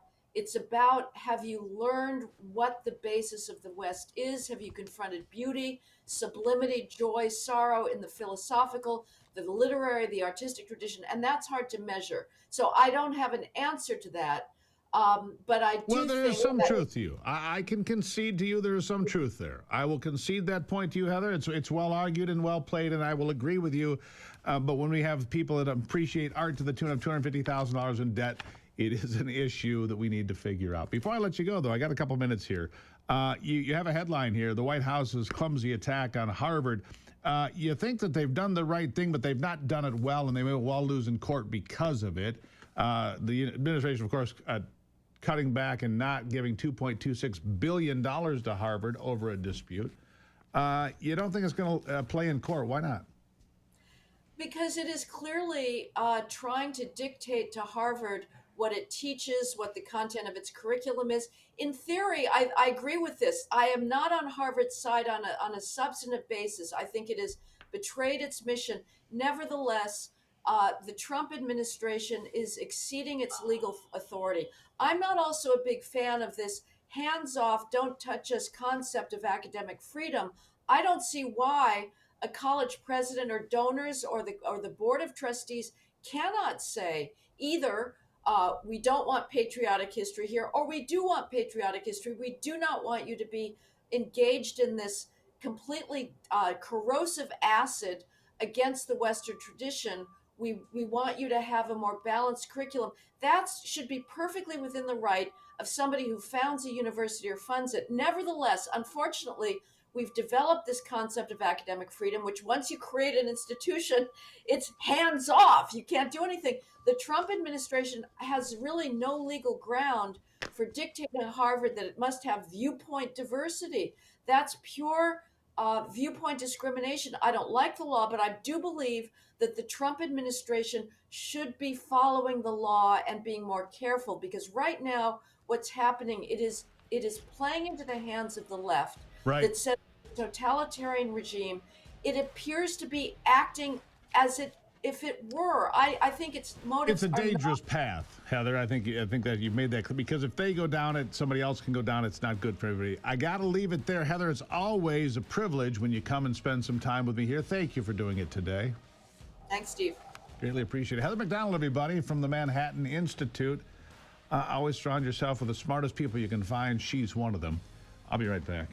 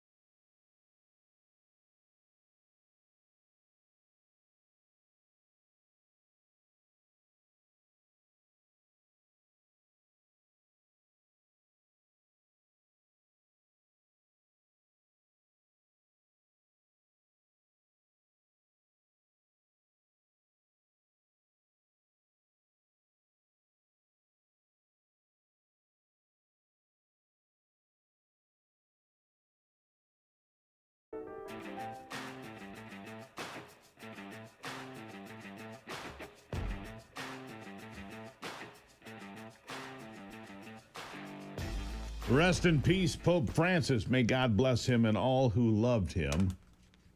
That was a post from President Donald Trump on Truth Social just a short while ago. One day after celebrating the risen Christ, Pope Francis has died at the age of 88,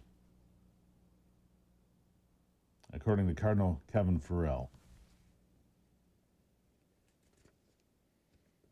After the Pope dies, so this is what happens next. And I'm not Catholic, so I don't know it particularly well, but I've watched it a number of times. After the Pope dies, the Catholic Church chooses its next leader through an ancient electoral process called the Papal Conclave.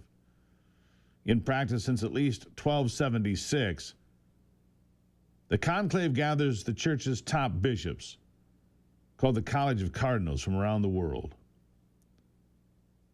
Though there are more than 240 cardinals currently, only those under the age of 80 are eligible to vote in the conclave, and the number of cardinal electors is limited to 120. Nearly all prefects of Vatican offices lose their jobs when a pope dies, but a few stay on, including the foreign minister and the master of liturgical ceremonies, who play a key role in assembling the conclave. The conclave takes place at the Sistine Chapel in the Vatican, and cardinals are kept to strict isolation to keep them far from any outside influence from the rest of the world. This isolation is so important in the process that even the name conclave comes from the word of Latin conclavus, means with key, conclavus, indicating how the cardinal electors are locked up while they deliberate over who will be the new pope. Also, emphasis on choosing a pope quickly to lessen the amount of time the church spends without a leader. The cardinals cast their first vote the day the conclave begins. They cast votes at least twice a day, every day, in the morning and evening until a pope is selected. Now, the funeral of Pope Francis will include many long-held traditions, but will also eschew some of the more intricate customs after the Pope amended the Catholic Church's papal funeral rites. While much of the tradition associated with papal funerals, which dates back to ancient Rome, will continue, matters such as Francis's coffin structure, his death verification process, burial location, and how he will be viewed and referred to during the ceremony will be different from how it has been in the past. Francis has battled pneumonia for weeks before being released from the hospital and appearing on Easter Sunday, had faced health complications for many years, and he had to have half of one of his lungs removed as a young person. I didn't know that. Just learning that. Francis has moved to change these papal funeral traditions, some of which date all the way back to ancient Rome, stem from a desire to emphasize that the Pope is that of a shepherd and disciple of Christ and not of a powerful man of this world, according to Archbishop Diego Ravelli, the head of papal liturgical ceremonies, who reportedly worked with Francis to help make the revisions. The rewrite also preceded by the unusual circumstances of Pope Benedict XVI's funeral, which deviated from traditional papal funerals on account of the fact that he was a retired pope rather than a reigning one. He stepped down. The new funeral rites were formally approved by Francis in 2023, were later published in the Church's liturgical guidelines early 2024. Around the same time he was working on these revisions, the Pope revealed during an interview with a Spanish-language broadcaster that he would not be buried in the grottos of the Vatican like his predecessors, but rather in Santa Maria Maggiore Basilica, Rome. The new papal rites make it permissible for future popes to be buried outside the Vatican as well. So these are some of the changes that probably are less controversial from this pope. But make no mistake, Pope Francis was a controversial and historical figure within the Catholic Church and on the world stage. He was a far-left pope, a pope that found disagreement with the conservative members of the church, found disagreement with conservative bishops and priests, found disagreement with world leaders, did this pope. So changes are coming, and this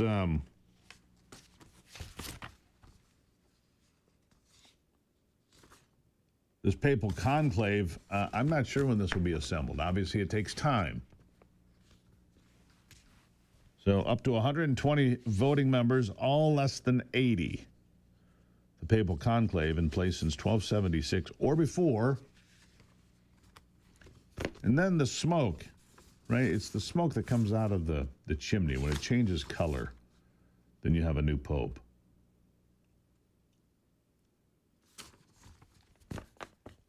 We'll see what happens with the leadership of the church going forward.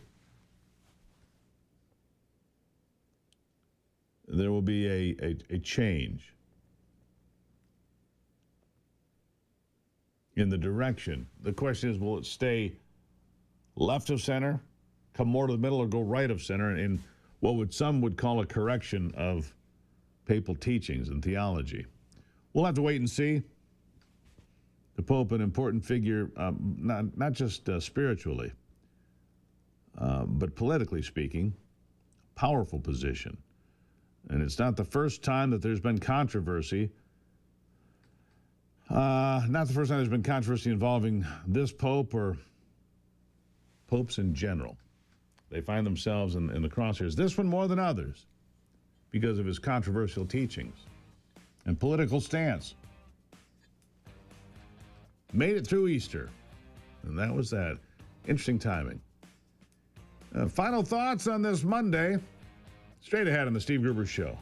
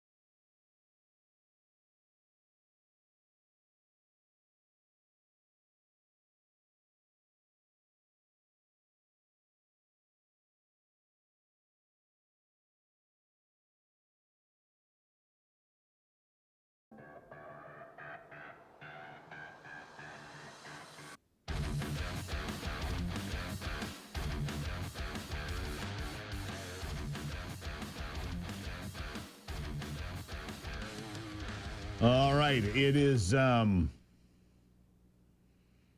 word from Caroline Leavitt. By the way, I'll be at the White House on Wednesday. Invited there to talk to members of the cabinet. Look forward to that. Don't know who we'll talk to.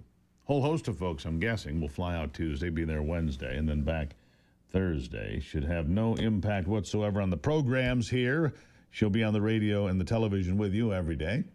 Hopefully bringing you some great interviews. Maybe we get to see Elon Musk. Wouldn't that be something? I don't know who we're going to meet with, but I look forward to it. All right? As we have a chance. This is what the Trump administration did during its first term, by the way. Didn't have this opportunity during Joe Biden's tenure as president. But during this tenure, we get a chance to meet, again, with the cabinet members. And they do it, basically, they bring in some different radio programs and television programs from around the country. You all get to, and they bring the folks through. And here's your defense secretary. Here's your secretary of the interior. Here's blah, blah, blah, blah. And it was always great. Sarah Huckabee Sanders was there the last time I was there. It was nice to meet her. I said the last time was one of the times. Just somebody who pops to mind. Rick Perry, Secretary of Energy, made an impression on me and Ivy, mostly for the right reasons. And we had a chance to meet the president. I think the last time we did this scrum it was when we were in the Oval Office. I'd have to go back and think about that a little bit. But last time we did this, ended up in the Oval Office. Maybe that'll happen again. I don't know. Look, I'm going to find out. I'll be reporting to you on everything that's going on there. Caroline Leavitt, by the way, says will not be bringing back illegal aliens from El Salvador. So that's never going to happen. We'll see if it does or doesn't, but she says it's never going to happen. So a busy week as we start with the death of Pope Francis, and then we move on to the White House and so much more to cover for you. Appreciate you being here as always. Fight the good fight and keep the faith, my friends. God bless America. I'm Steve Gruber. This is the Steve Gruber Show. And remember, only you can save America.